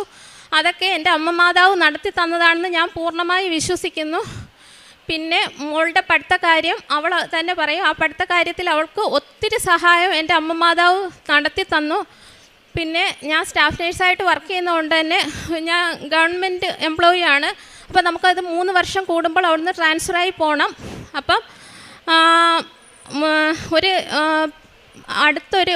വീടിൻ്റെ അടുത്തൊരു ഹോസ്പിറ്റലുണ്ട്, ചെറിയ ഹോസ്പിറ്റലാണ്, അവിടെ നൈറ്റില്ല. അപ്പം ഞാൻ മാതാവിനോട് പറഞ്ഞ് എനിക്ക് അവിടെ ഞാൻ ഇപ്പോൾ ഒരു 16 വർഷമായി സർവീസ് കയറിയിട്ട് ഇതുവരെ ചെറിയ ആശുപത്രിയിൽ ജോലി ചെയ്തിട്ടില്ല. എല്ലായിടവും നൈറ്റ് ഉള്ളിടത്ത് തന്നെയാണ് ചെയ്തത്. അപ്പം മോള് 10ാം ക്ലാസ്സിലൂടെയാണ്. അപ്പോൾ എനിക്ക് ആ ചെറിയ ആശുപത്രി ജോലി ചെയ്യാൻ പറ്റുമോ മാതാവ് എന്ന് ചോദിച്ചതേ ഉള്ളൂ. സമയച്ചുരുക്കത്തിൻ്റെ മാതാവ് എനിക്ക് വേണ്ടി അവിടെ എൻ്റെ ഒരു കൂട്ടുകാരി അവിടെ വർക്ക് ചെയ്യുന്നുണ്ടായിരുന്നു. ആ സിസ്റ്റർ പ്രൊമോഷനായി ട്രാൻസ്ഫറായി പോയപ്പോൾ എൻ്റെ അടുത്ത് പറഞ്ഞു, അവിടെ ഒരു വേക്കൻസി വരുന്നുണ്ട്, നീ ഒരു റിക്വസ്റ്റ് കൊടുക്ക്, നിനക്കത് കിട്ടുമെന്ന് പറഞ്ഞു. പക്ഷേ അതായത് സാധാരണഗതിയിൽ ഒരു ട്രാൻസ്ഫറിന് ഒരു റിക്വസ്റ്റ് കൊടുത്താൽ 2-3 മാസം എടുക്കും.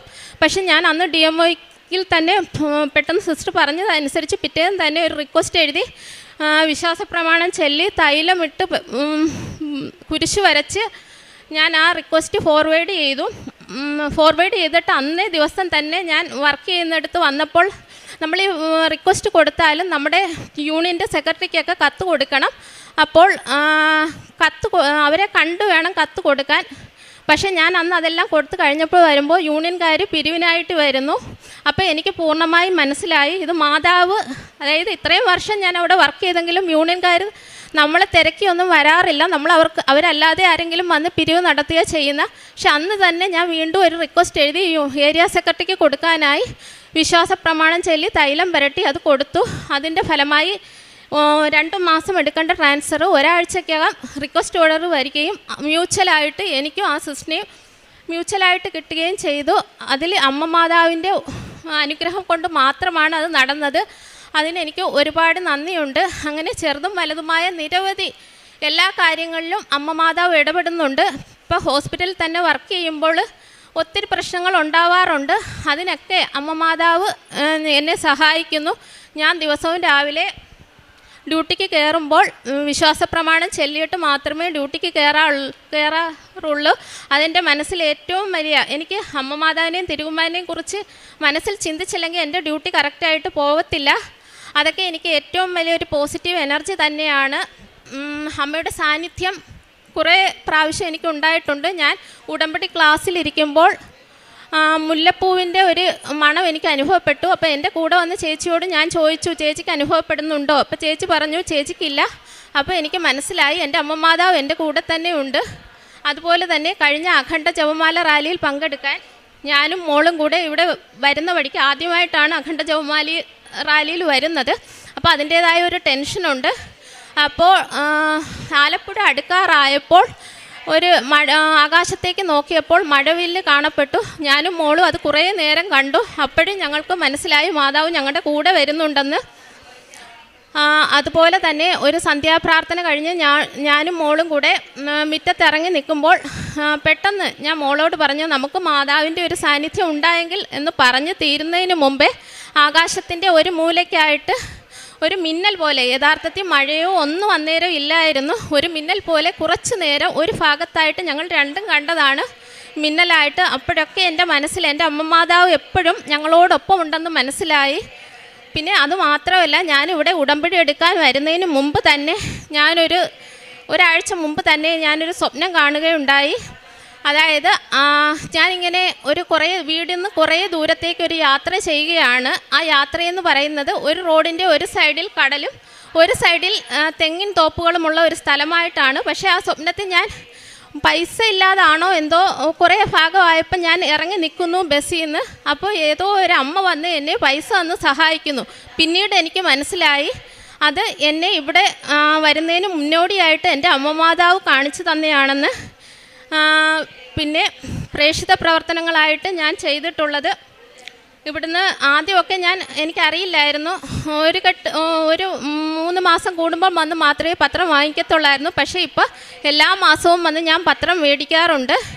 ഞാൻ ഡ്യൂട്ടിക്ക് പോകുന്ന വഴികളിലും വണ്ടി നിർത്തി കൊടുക്കാറുണ്ട്. പിന്നെ ഒരു ദിവസം ലീവ് എടുത്ത് തന്നെ ഞാൻ പത്രം വിതരണം ചെയ്യാറുണ്ട്. എല്ലാ വീടുകളിലും കയറി ഇറങ്ങി എനിക്ക് കിട്ടിയ അനുഗ്രഹങ്ങൾ അവരോട് പറഞ്ഞു. പിന്നെ കോളേജ് ക്യാമ്പസിലൊക്കെ പോയി ആ കുട്ടികൾക്ക് എല്ലാ കാര്യങ്ങളും പറഞ്ഞു കൊടുത്തും ഞാൻ കൊടുക്കാറുണ്ട്. ആ പത്രം വിതരണം ചെയ്യുന്നതിന് മുമ്പേ വിശ്വാസ പ്രമാണം ചൊല്ലി തൈലം പൂശി ഏതെങ്കിലും ഒരു വചനം എഴുതിയാണ് ഞാൻ കൊടുക്കുന്നത്. പിന്നെ അതുപോലെ തന്നെ ആത്മീയ ജീവിതത്തിൽ ഒരുപാട് വളരാൻ സഹായിച്ചു. സന്ധ്യാപ്രാർത്ഥനയിലും ഡെയിലി ബ്രെഡും എല്ലാ ദിവസവും ഞങ്ങൾ പങ്കുകാരാവും. പിന്നെ അതുപോലെ തന്നെ അച്ഛൻ്റെ ഉടമ്പടി ധ്യാനം ചൊവ്വാഴ്ചകളിൽ തന്നെ കേട്ട് തീർക്കും. ചൊവ്വാഴ്ചകളിൽ കേൾക്കാൻ പറ്റിയില്ലേ, ആ വെള്ളിയാഴ്ചക്കകത്ത് തന്നെ ജപമാല എല്ലാ ദിവസവും ജപമാല ചെല്ലാറുണ്ട്. ബൈബിൾ വായിക്കാറുണ്ട്. ഇതൊന്നും നേരത്തെ അറിയത്തില്ലായിരുന്നു. ബൈബിൾ ആദ്യം വായിക്കുമ്പോൾ ഒന്നും മനസ്സിലാവത്തില്ലായിരുന്നു. പക്ഷേ ഇപ്പോൾ എനിക്ക് കുറേ കാര്യങ്ങളൊക്കെ നമുക്ക് അതിൽ അച്ഛൻ ഓരോ ധ്യാനത്തിലും പറയുന്ന ഓരോ വചനങ്ങൾ വെച്ചും ഇതൊക്കെ മനസ്സിലാവുന്നു. മനസ്സിലാവാത്ത കാര്യങ്ങൾ ഞാൻ കുറേ പ്രാവശ്യം വായിക്കാറുണ്ട്. പിന്നെ കാരുണ്യ പ്രവൃത്തിയായിട്ട് ഞാനൊരു സ്റ്റാഫ് നേഴ്സ് ആയതുകൊണ്ട് തന്നെ പിന്നെ ഹോസ്പിറ്റലിൽ പാലിയേറ്റീവ് പേഷ്യൻസ്, ഡയാലിസിസ് പേഷ്യൻ്റ്, അങ്ങനെയുള്ള പാവപ്പെട്ട ഗവൺമെൻറ് ആശുപത്രി ആയതുകൊണ്ട് കുറച്ച് പാവപ്പെട്ട രോഗികളാണ് എല്ലാം. അവർക്ക് എന്നെക്കൊണ്ടാവും വിധം സാലറി കിട്ടുമ്പോൾ സഹായങ്ങൾ ചെയ്യാറുണ്ട്. പിന്നെ എൻ്റെ വീട്ടിൻ്റെ അടുത്ത് സെറിബ്രൽ പാൾസി ബാധിച്ച ഒരു കുഞ്ഞുണ്ട്. അത് മോളുടെ പ്രായമാണ്. ആ കുഞ്ഞിനെ എല്ലാ മാസവും ഞാൻ വിസിറ്റ് ചെയ്യും. എന്നെക്കൊണ്ടാവും വിധം സഹായങ്ങൾ ചെയ്യുകയും ചെയ്യുന്നു. അമ്മയുടെ പ്രത്യക്ഷീകരണത്തിൻ്റെ സാക്ഷിയായി ഞങ്ങളെ ഉയർത്തിയതിന് ആദ്യം തന്നെ അമ്മ മാതാവിനോടും തിരുകുമാരനോടും നന്ദി പറയുന്നു. എൻ്റെ വിദ്യാഭ്യാസപരമായ കാര്യങ്ങളിലാണ് അമ്മ മാതാവും ക്രിസ്തുവച്ചനും ഞങ്ങളെ കൂടുതൽ സഹായിച്ചിട്ടുള്ളത്. ഞാൻ ഓരോരോ മത്സരങ്ങൾക്കും മറ്റും പോകുമ്പോൾ ഉടമ്പടി ഉപ്പും തൈലവും കാശുരൂപവും കൊണ്ടാണ് പോകാറുള്ളത്. ഞാൻ ക്യൂസ് മത്സരങ്ങൾക്ക് പോകാറുണ്ട്. അതേപോലെ തന്നെ കലോത്സവങ്ങൾക്കും ശാസ്ത്രമേളകൾക്കും പങ്കെടുക്കാറുണ്ട്. അപ്പോൾ അതിനെല്ലാം സ്കൂളിൽ നിന്ന് സെലക്ട് ആയിട്ട് പോകുമ്പോൾ ഞാൻ പോകുന്നിടത്ത് ഉപ്പ് ഞാൻ വിതറാറുണ്ട്. അതുപോലെ തന്നെ വിശുദ്ധ തൈലം ഞാൻ തേച്ചിട്ടാണ് ഓരോ പ്രോഗ്രാമും ഞാൻ അറ്റൻഡ് ചെയ്യാറുള്ളത്. അതിനകത്തെല്ലാം എന്നെ വിൻ ചെയ്യാനായിട്ട് എൻ്റെ അമ്മ മാതാവും യേശു അച്ഛനും എന്നെ സഹായിച്ചിട്ടുണ്ട്. ഒരിക്കലും അത് എൻ്റെ മെറിറ്റ് കൊണ്ടല്ല, ദൈവത്തിൻ്റെ കൃപ കൊണ്ട് മാത്രമാണ്. ഒരു 0 മെറിറ്റുള്ള ആളാണ് ഞാൻ. അതുപോലെ തന്നെ ഒരു കാര്യവും പ്രോപ്പറായിട്ട് ചെയ്തു പോകാത്ത ഞാൻ ഒരിക്കൽ അമ്മ ഇരുന്ന് പ്രാർത്ഥിക്കുന്ന കണ്ടപ്പോഴാണ് ഞാനും പ്രാർത്ഥനയിലേക്ക് വന്നത്. ഞാൻ ഇന്ന് വരെയും അത് കറക്റ്റായിട്ട് ഫോളോ ചെയ്തിട്ടുണ്ട്. അതുപോലെ തന്നെ ഞാൻ 9th പഠിക്കുന്ന സമയത്താണ് ഒരു ചേച്ചിക്ക് വേണ്ടിയിട്ട് സ്ക്രൈബ് എഴുതാനായിട്ട് എന്നെ വിളിക്കുന്നത്. അപ്പോൾ 10th പഠിക്കുന്ന ആ ചേച്ചിയുടെ ചാപ്റ്റേഴ്സൊന്നും എനിക്ക് അറിയത്തില്ലായിരുന്നു. എൻ്റെ എക്സാംസും ആ ചേച്ചിയുടെ എക്സാംസിൻ്റെ ഇടയ്ക്കായിരുന്നു. അപ്പോൾ ഞാൻ ആദ്യത്തെ എക്സാം അറ്റൻഡ് ചെയ്യാൻ പോയപ്പോൾ തന്നെ ഉടമ്പടി ഉപ്പ് ഞാൻ ആ ക്ലാസ് റൂമിൻ്റെ ഒരു സൈഡിൽ വിതറിയായിരുന്നു. എന്നിട്ട് ക്വസ്റ്റ്യൻ പേപ്പർ കിട്ടിയപ്പോൾ ഞാൻ വിശ്വാസ പ്രമാണം ചൊല്ലി എനിക്കതിനകത്ത് ഒരു ചോദ്യം പോലും അറിയത്തില്ലായിരുന്നു. എന്തുവാ എഴുതണ്ടേന്ന് പോലും അറിയത്തില്ല. ഞാൻ എന്തൊക്കെയോ എഴുതി. ഏറ്റവും അവസാനം വിശ്വാസ പ്രമാണം ചൊല്ലിയിട്ട് ഞാൻ അവിടെ നിന്ന് ടീച്ചറിൻ്റെ കൊടുത്തു. അങ്ങനെ ഞാൻ എല്ലാ എക്സാംസും അറ്റൻഡ് ചെയ്തു. ഞങ്ങൾ 3 പേരുണ്ടായിരുന്നു ഞങ്ങളുടെ ക്ലാസ്സിൽ നിന്ന്. ആ 3 പേരെയും ജസ്റ്റ് പാസ്സാക്കണേ മാതാവിന്ന് മാത്രമേ ഞാൻ പ്രാർത്ഥിച്ചിട്ടുള്ളൂ. റിസൾട്ട് വന്നു. ആ ചേച്ചിക്ക് 5 A+ നൽകി അമ്മ മാതാവ് ആ ചേച്ചിയെയും സഹായിച്ചു. അതെൻ്റെ ജീവിതത്തിൽ മറക്കാൻ പറ്റാത്ത ഒരു അനുഭവമാണ്. അതുപോലെ തന്നെ എനിക്ക് ധാരാളം രോഗങ്ങൾ വന്നിട്ടുണ്ടായിരുന്നു. ഉടമ്പടി ഉപ്പിൻ്റെയും തൈലത്തിൻ്റെയും സഹായം വഴി, തേനിൻ്റെയും സഹായം വഴി രോഗസൗഖ്യങ്ങൾ ലഭിച്ചിട്ടുണ്ട്. ഇത്രയേറെ അനുഭവങ്ങൾ നൽകിയ അമ്മ മാതാവിനും തിരുകുമാരനും കോടാനുകോടി നന്ദി പറയുന്നു. എനിക്ക് ഉടമ്പടി ജീവിതം മുന്നോട്ട് കൊണ്ടുപോയി ജീവിക്കാൻ എൻ്റെ അമ്മ മാതാവും തിരുകുമാരനും സഹായിക്കുമെന്നാണ്. എനിക്ക് എല്ലാ മാസവും ഇവിടെ വരണമെന്നും ഉടമ്പടി പത്രം വാങ്ങിക്കണമെന്നും ഇവിടെ പ്രാർത്ഥിക്കണമെന്നും വലിയ ആഗ്രഹമാണ്. അത് എനിക്ക് ഇനിയും നേടിത്തരുമെന്ന് എനിക്ക് ഉറച്ച വിശ്വാസമുണ്ട്. ഇത്രയും അനുഗ്രഹങ്ങൾ തന്ന അമ്മ മാതാവിനും തിരുകുമാരനും 1000 നന്ദി. നിന്റെ ഭാരം കർത്താവിനെ ഏൽപ്പിക്കുക, അവിടുന്ന് നിന്നെ താങ്ങിക്കൊള്ളും. നീതിമാൻ കുലുങ്ങാൻ അവിടുന്ന് സമ്മതിക്കുകയില്ല. സങ്കീർത്തനം 55:22 ജീവിതത്തിലെ വേദനകളും ആശങ്കകളും പ്രശ്നങ്ങളും ഭയങ്ങളുമെല്ലാം നാം ഒറ്റയ്ക്ക് വഹിക്കേണ്ടവരല്ല. ഉടമ്പടി ജീവിതത്തിൽ കൃപാസനം അമ്മയുണ്ട് നമ്മുടെ കരം പിടിച്ച് മുന്നോട്ട് നയിക്കുവാൻ. ദൈവം തന്നെ നമ്മുടെ എല്ലാ ബുദ്ധിമുട്ടുകളും പ്രതിസന്ധികളും പ്രശ്നങ്ങളുമെല്ലാം ഏറ്റെടുക്കാൻ തയ്യാറാണ്. വിശ്വാസത്തോടെ ദൈവത്തിൽ ആശ്രയിക്കുമ്പോൾ നമ്മൾ ഒരിക്കലും കുലുങ്ങുകയില്ല, തകർന്നു പോവുകയില്ല. അങ്ങനെയുള്ള ഒരു വലിയ സാക്ഷ്യമാണ് ലേഖ എന്ന സഹോദരിയും മകൾ നിളയും നമ്മളോട് ഷെയർ ചെയ്തത്. 15 വർഷത്തോളവും മദ്യപാനത്തിലിരുന്ന ഹസ്ബൻഡിന് വേണ്ടിയിട്ട് കരഞ്ഞ് നിലവിളിച്ച് പ്രാർത്ഥിച്ചുകൊണ്ടാണ് പരിശുദ്ധമ്മ ജീവനോടെ പ്രത്യക്ഷപ്പെട്ട ഈ ആലയത്തിൽ വന്ന് പ്രാർത്ഥിച്ചത്.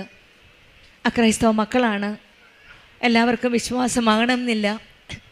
ഈ അമ്മയും മകളും വന്ന് പ്രാർത്ഥിച്ചതിന് ഫലമായിട്ട് 15 വർഷമുണ്ടായിരുന്ന മദ്യപാനമാണ് ഈശോയുടെയും അമ്മയുടെയും കൃപയാൽ, പരിശുദ്ധമ്മയുടെ മധ്യസ്ഥതയാൽ മദ്യപാനം എന്ന ദുശീലത്തിൽ നിന്ന് വിടുതൽ ലഭിച്ചത്. പിന്നീട് അമ്മ തന്നെ ഇവർക്ക് വെളിപ്പെടുത്തി കൊടുക്കുകയാണ് അമ്മയുടെ സാന്നിധ്യം.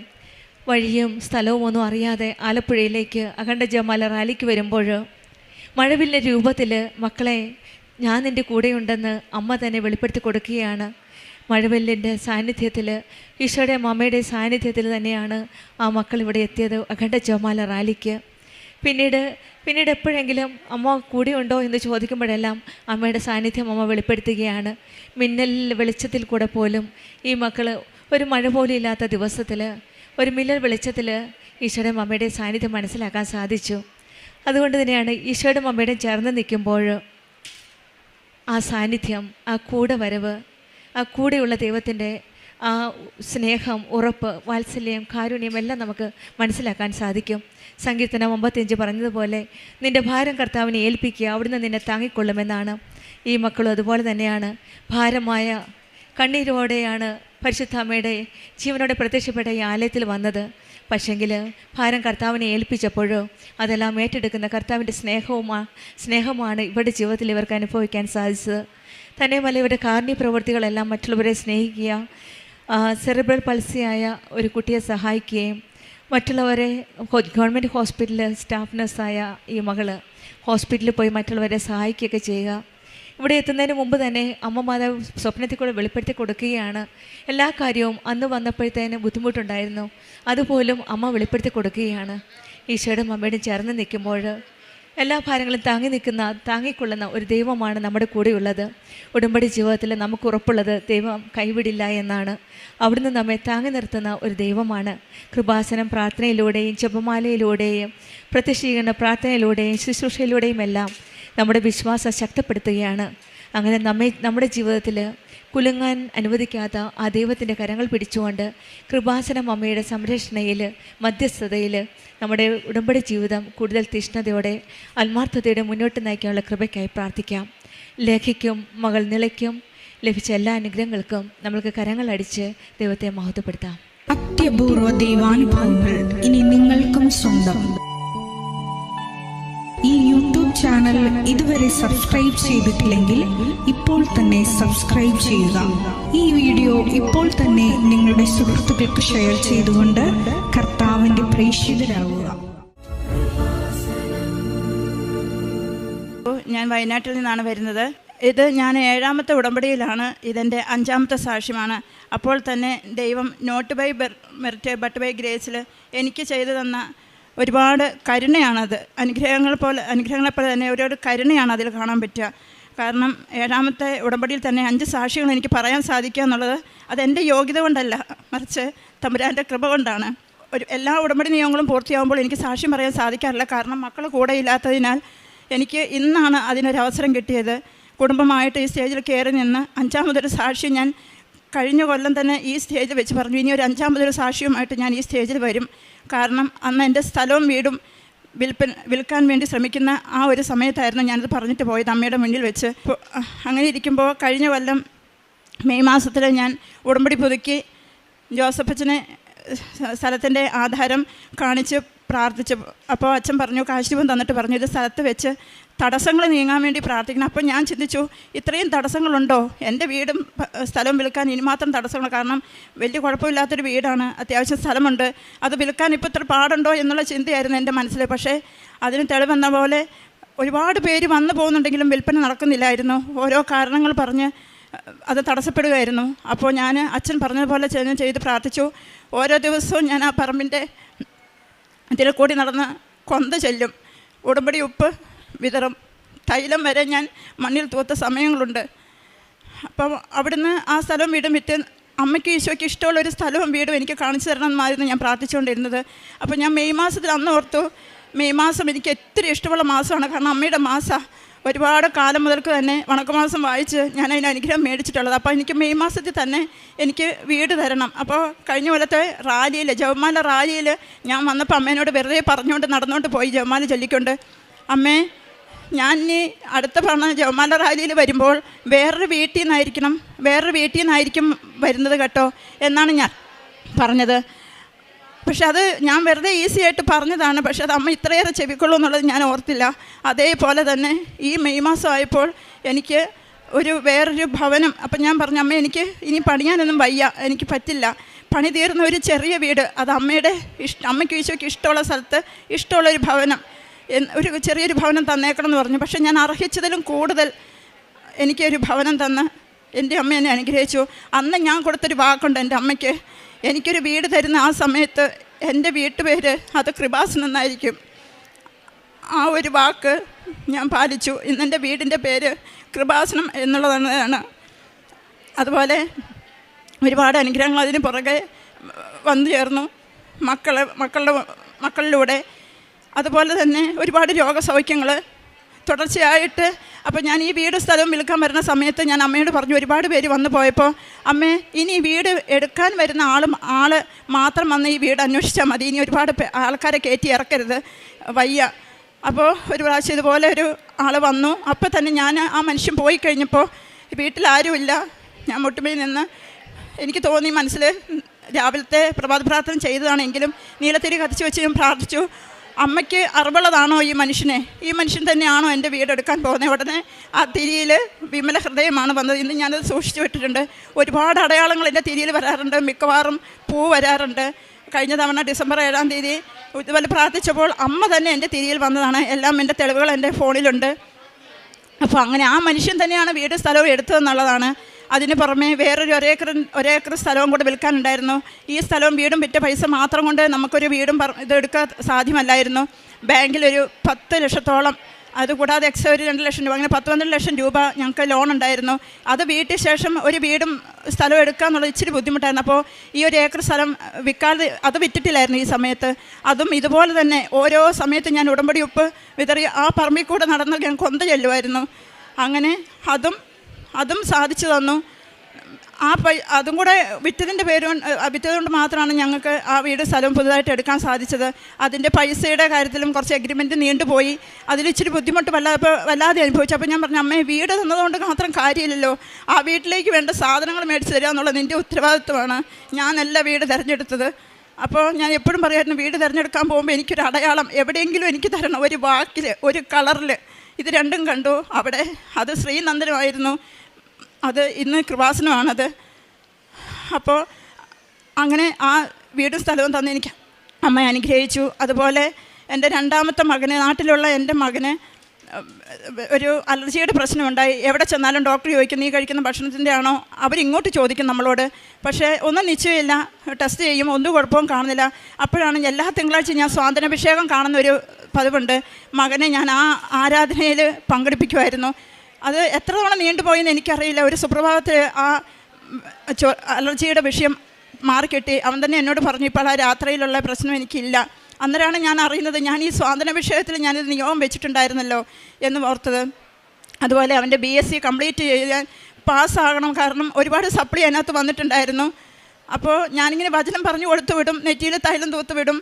അപ്പോൾ അവൻ എഴുതി വെക്കുമായിരുന്നു ആൻസർ ഷീറ്റിൻ്റെ പുറകുവശത്ത് വിജയം നൽകുന്ന യോദ്ധാവ് നിൻ്റെ മധ്യയുണ്ടെന്നുള്ള ആ തിരുവചനം അവൻ എഴുതി വെച്ചാണ് പ്രാർത്ഥിച്ചിരുന്നത്. പിന്നീട് എന്നോട് പറഞ്ഞു അതിൻ്റെ ഫലമായിട്ട് അവനത് നല്ല മാർക്കോടുകൂടി പാസ്സാവുകയും തുടർന്ന് ഞാൻ അമ്മേനോട് പറഞ്ഞു അമ്മേ അവനൊരു കോഴ്സ് അമ്മ തന്നെ തിരഞ്ഞെടുത്ത് കൊടുക്കണം എന്ന് പറഞ്ഞതിൻ്റെ പേരിൽ അവൻ പിന്നീട് വേറൊരു കോഴ്സ് എടുത്ത് അതിൻ്റെ ഇൻറ്റേൺഷിപ്പും പാസ്സായി നിൽക്കുകയാണ്. അമ്മ അവനൊരു ജോലിയും കൂടെ അതിൽ തന്നെ സാധിച്ചു കൊടുക്കുമെന്ന് ഞാൻ ഉറച്ച് വിശ്വസിക്കുന്നു. ഇനി ഞാൻ എൻ്റെ 2 മക്കൾ ജർമ്മനിയിലാണ്, അവർക്ക് കിട്ടിയ സാക്ഷ്യത്തെക്കുറിച്ച് ഞാൻ അവർക്ക് കൊടുക്കാം. ഹലോ, എൻ്റെ പേര് അശ്വിൻ. ഞാൻ ജർമ്മനിയിൽ നഴ്സിംഗ് പഠിക്കുകയാണ്. അപ്പോൾ എനിക്കവിടെ പോയപ്പോൾ തൊട്ടുള്ളൊരാഗ്രഹമായിരുന്നു ലൈസൻസ് എടുക്കണമെന്ന്, ഡ്രൈവിംഗ് ലൈസൻസ്. അപ്പോൾ ഞാൻ സെക്കൻഡ് ഇയർ കയറി കഴിഞ്ഞ് എൻ്റെ അവസാനമായപ്പോഴാണ് ഞാൻ അതിനകത്തോട്ട് എടുക്കാനുള്ള തീരുമാനത്തിലോട്ട് വന്നത്. അപ്പം ഞാൻ മമ്മീനോട് പറഞ്ഞു, മമ്മി ഇവിടെ സ്ഥിരമായിട്ട് ഉടമ്പടി എടുക്കാൻ വരുന്നതാണ്. അപ്പോൾ ഞാൻ മമ്മീനോട് പറഞ്ഞു, മമ്മി എനിക്കിങ്ങനെ ലൈസൻസ് എടുക്കാൻ ആഗ്രഹമുണ്ട്, അപ്പോൾ അതൊന്ന് ഉടമ്പടിയിൽ വെക്കണം എന്ന് പറഞ്ഞു. മമ്മി അത് അടുത്ത തവണ പോയപ്പോൾ ഉടമ്പടിയിൽ വെച്ചു. അപ്പോൾ ഞാനങ്ങനെ തുടങ്ങി. അപ്പോൾ ഞാനാണെങ്കിൽ ഇംഗ്ലീഷിലാണ് എടുത്തത്, തിയറി ഫുള്ള്. അപ്പോൾ ചെയ്തു തുടങ്ങിയപ്പോൾ എനിക്ക് വലിയ പാടൊന്നുമില്ലായിരുന്നു. അപ്പോൾ ഇംഗ്ലീഷിലായതുകൊണ്ട് പെട്ടെന്ന് ചെയ്യാൻ പറ്റി. അപ്പോൾ ആപ്പിൽ തന്നെ നമുക്ക് ട്രയൽ എക്സാംസ് ചെയ്യാം. അപ്പോൾ അതിലെല്ലാത്തിലും ഞാൻ ജയിച്ചു, ഒരെണ്ണത്തിൽ പോലും തോറ്റില്ല. അപ്പോൾ എനിക്ക് ഭയങ്കര കോൺഫിഡൻസ് ആയിരുന്നു. അപ്പോൾ അത് കഴിഞ്ഞ് എനിക്ക് തിയറിക്കുള്ള ഡേറ്റ് എടുത്ത് തന്നു. അവിടെ പോയി ആ എല്ലാ ജയിച്ച കോൺഫിഡൻസോടെ പോയി. പക്ഷേ അതിൻ്റെ മെയിൻ എക്സാമിന് ഞാൻ തോറ്റുപോയി, അത് കിട്ടിയില്ല. അപ്പോൾ അത് കഴിഞ്ഞപ്പോൾ മമ്മി പറഞ്ഞു നീ ഇനി പോകുന്ന സമയത്ത് ഉടമ്പടി വസ്തുക്കളും കൊണ്ട് കൂടെ പോകും, അപ്പോൾ അതിൽ നല്ല മാറ്റം ഉണ്ടാവുമെന്ന് പറഞ്ഞു. അപ്പോൾ അത് പിന്നെ മമ്മി ഡെയിലി അയക്കുന്ന അച്ഛൻ്റെ പ്രാർത്ഥനയാണേലും ഞാൻ പകുതി ദിവസം കേൾക്കാറൊന്നുമില്ലായിരുന്നു. അപ്പോൾ അത് പിന്നെ ഞാൻ സ്ഥിരമായിട്ട് കേൾക്കാൻ തുടങ്ങി. പിന്നെ പോകുന്നതിൻ്റെ അന്നാണെങ്കിലും ഞാനത് കേട്ടിട്ടാണ് പോയത്. പോയ വഴിക്ക് ഉടമ്പടി വസ്തുക്കളും കൂടെ കൊണ്ടുപോയി. അത് കഴിഞ്ഞ് 2ാമത്തെ അറ്റംപ്റ്റിൽ തന്നെ തിയറി കിട്ടി. അത് കഴിഞ്ഞ് എനിക്കാണെങ്കിൽ നാട്ടിൽ ഡ്രൈവിംഗ് ചെയ്തൊരു എക്സ്പീരിയൻസും ഇല്ല, ഞാൻ വണ്ടി ഓടിച്ചിട്ടുമില്ല. അപ്പോൾ ട്രാഫിക് റൂൾസൊക്കെ നല്ല പാടാണ് അവിടെ, ചെറിയ എന്തെങ്കിലും മിസ്റ്റേക്ക് മതി ഫെയിലാവാൻ. അപ്പോൾ എൻ്റെ പ്രാക്ടിക്കൽ തുടങ്ങി. ഞാൻ ഇങ്ങനെ പറയും എനിക്ക് നല്ല പാടാണ്, പ്രത്യേകിച്ച് മാനുവൽ വണ്ടി വരാൻ നേരത്തെ എനിക്ക് തീരെ കൺട്രോളും കിട്ടുന്നില്ല. അപ്പോൾ ഞാൻ പറഞ്ഞു എനിക്ക് ഇപ്പോൾ ഒന്നും കിട്ടുമെന്ന് തോന്നുന്നില്ല.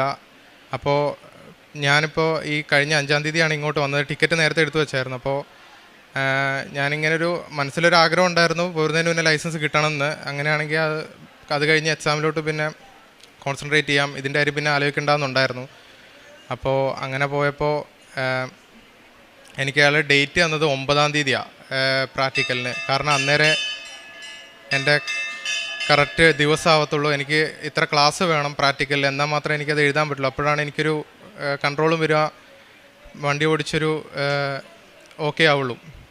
അന്നേരം 9-ാം തീയതിയാണ്. അപ്പോൾ ഞാൻ ഇങ്ങനെ അയാൾ പറഞ്ഞു എനിക്ക് ഡേറ്റ് എടുത്തിട്ടുണ്ട്, എന്നോട് ചോദിക്കാതെ എനിക്ക് ഡേറ്റ് എടുത്തു. 9-ാം തീയതിയാണെന്ന് പറഞ്ഞു. അപ്പോൾ ഞാൻ പറഞ്ഞു ഇല്ല ഞാൻ നാട്ടിൽ പോവാണ്, എനിക്ക് അത് എടുക്കാൻ പറ്റില്ല എന്ന് പറഞ്ഞു. അപ്പോൾ അയാൾ പറഞ്ഞു എന്നാൽ കുഴപ്പമില്ല, നാട്ടിൽ പോയിട്ട് വന്നിട്ട് എടുക്കാം അങ്ങനെ പറഞ്ഞു. അപ്പോൾ ഞാൻ ഇങ്ങനെ ഒരു വിഷമത്തോട് വിചാരിച്ചു അയ്യോ ഇനിയിപ്പോൾ നാട്ടിൽ പോയിട്ട് വന്നാൽ വീണ്ടും 2 മാസം പോവും, പിന്നെ അത് കഴിഞ്ഞ് എപ്പോഴും ഡേറ്റ് കിട്ടൂല, നല്ല പാടാണ് ഡേറ്റ് കിട്ടാൻ. അപ്പോൾ വീണ്ടും ഡിലേ ആവുമെന്ന് വിചാരിച്ചു.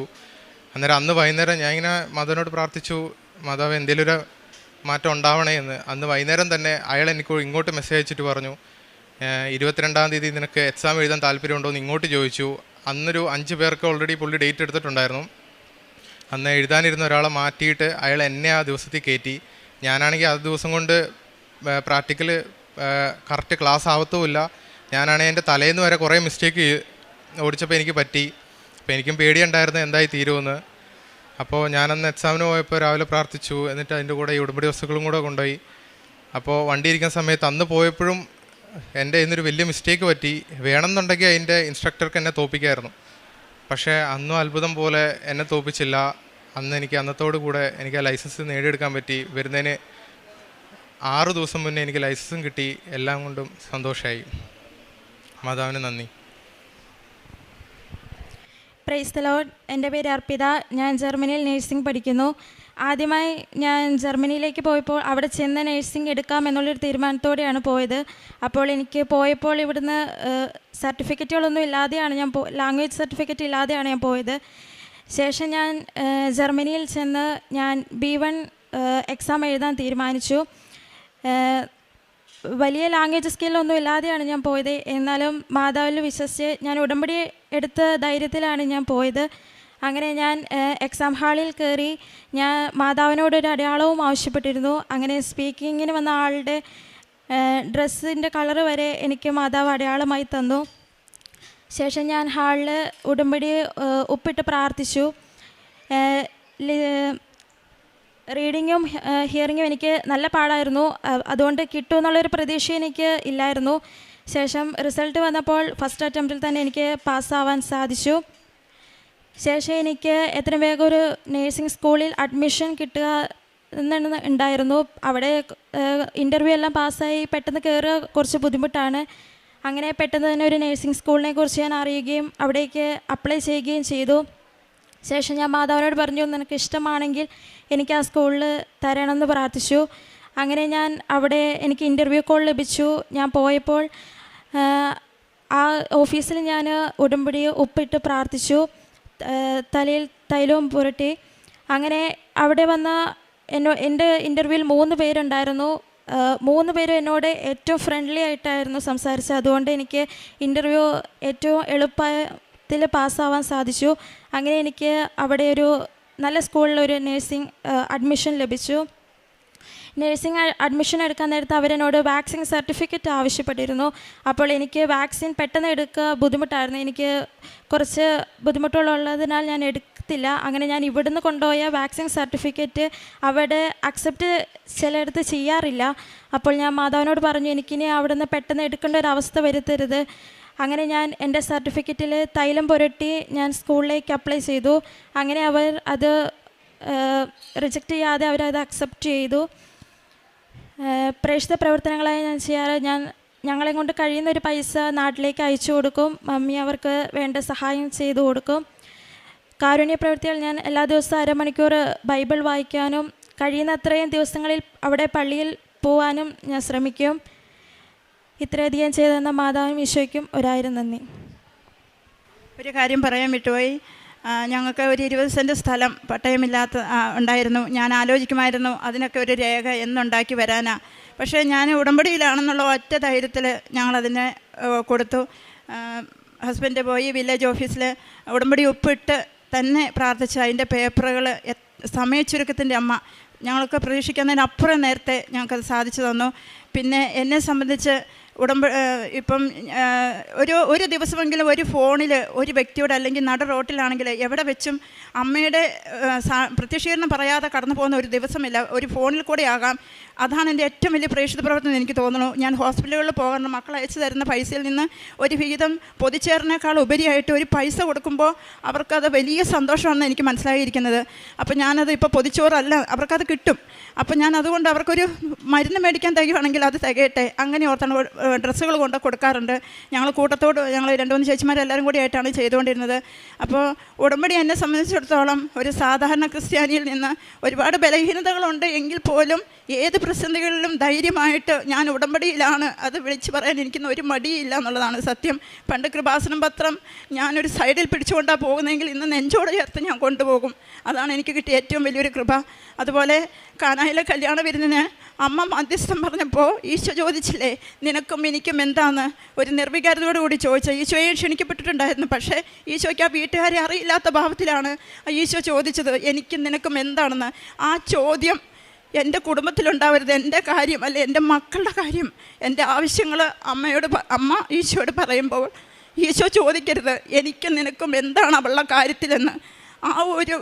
ആ ഒരു അനുഭവമാണ് എന്നെ സംബന്ധിച്ച് ഉടമ്പടി എന്ന് ഞാൻ നിർവചിക്കുന്നത് അങ്ങനെയാണ് ഉടമ്പടിയെക്കുറിച്ച്.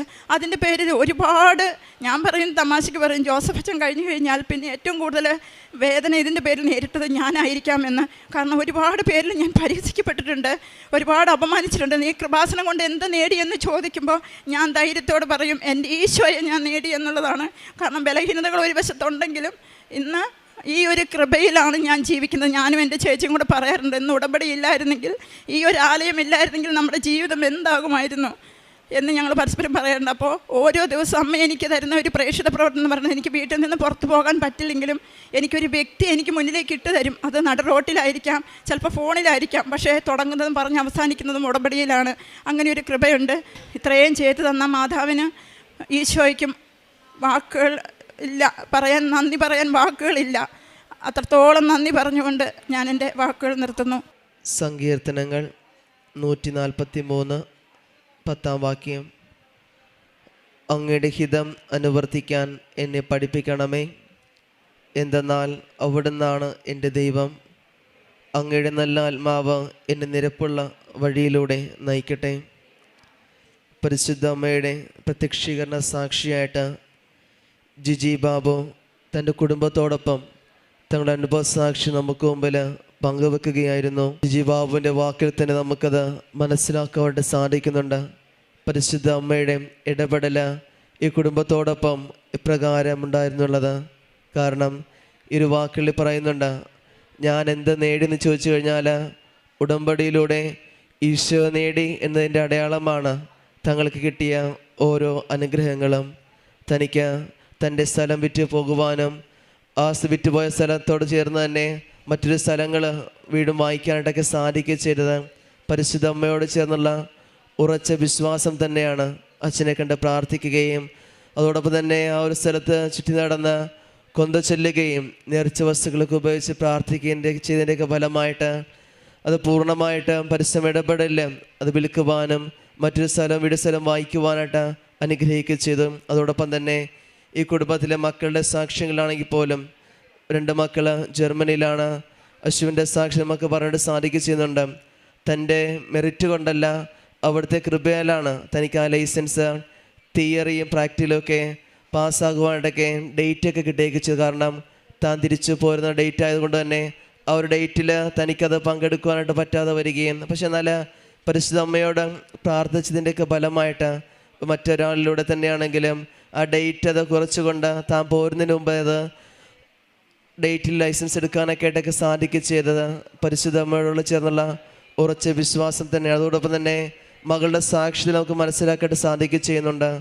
ജർമ്മനിയിലേക്ക് ചെല്ലുമ്പോൾ അവിടെ ചെന്നിട്ടാണെങ്കിലും റീഡിങ്ങും ഹിയറിങ്ങും ഒക്കെ അത് പാസ്സാകുവാനൊക്കെ ആയിട്ട് ഇത്തിരി ടഫാണെങ്കിലും ആദ്യ അറ്റംപ്റ്റ് തന്നെ പാസ്സാകാനൊക്കെ ആയിട്ട് സാധിക്കുകയൊക്കെ ചെയ്തത് പരിശുദ്ധ അമ്മയോട് ചേർന്നുള്ള ഉറച്ച വിശ്വാസം തന്നെയാണ്.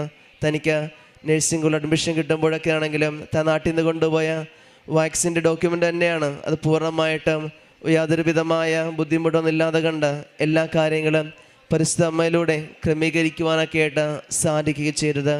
ഇനി മുമ്പോട്ടുള്ള ഈ കുടുംബത്തിൻ്റെ യാത്രയിൽ പരിശുദ്ധ അമ്മയുടെ പ്രത്യക്ഷീകരണ സാക്ഷിയായിട്ട് ഈ കുടുംബത്തെ ഇനിയും ഉയർത്തട്ടെ എന്ന് പ്രാർത്ഥിക്കാം. ഒപ്പം നമ്മുടെ ഓരോരുത്തരുടെയും നിയോഗങ്ങളെയും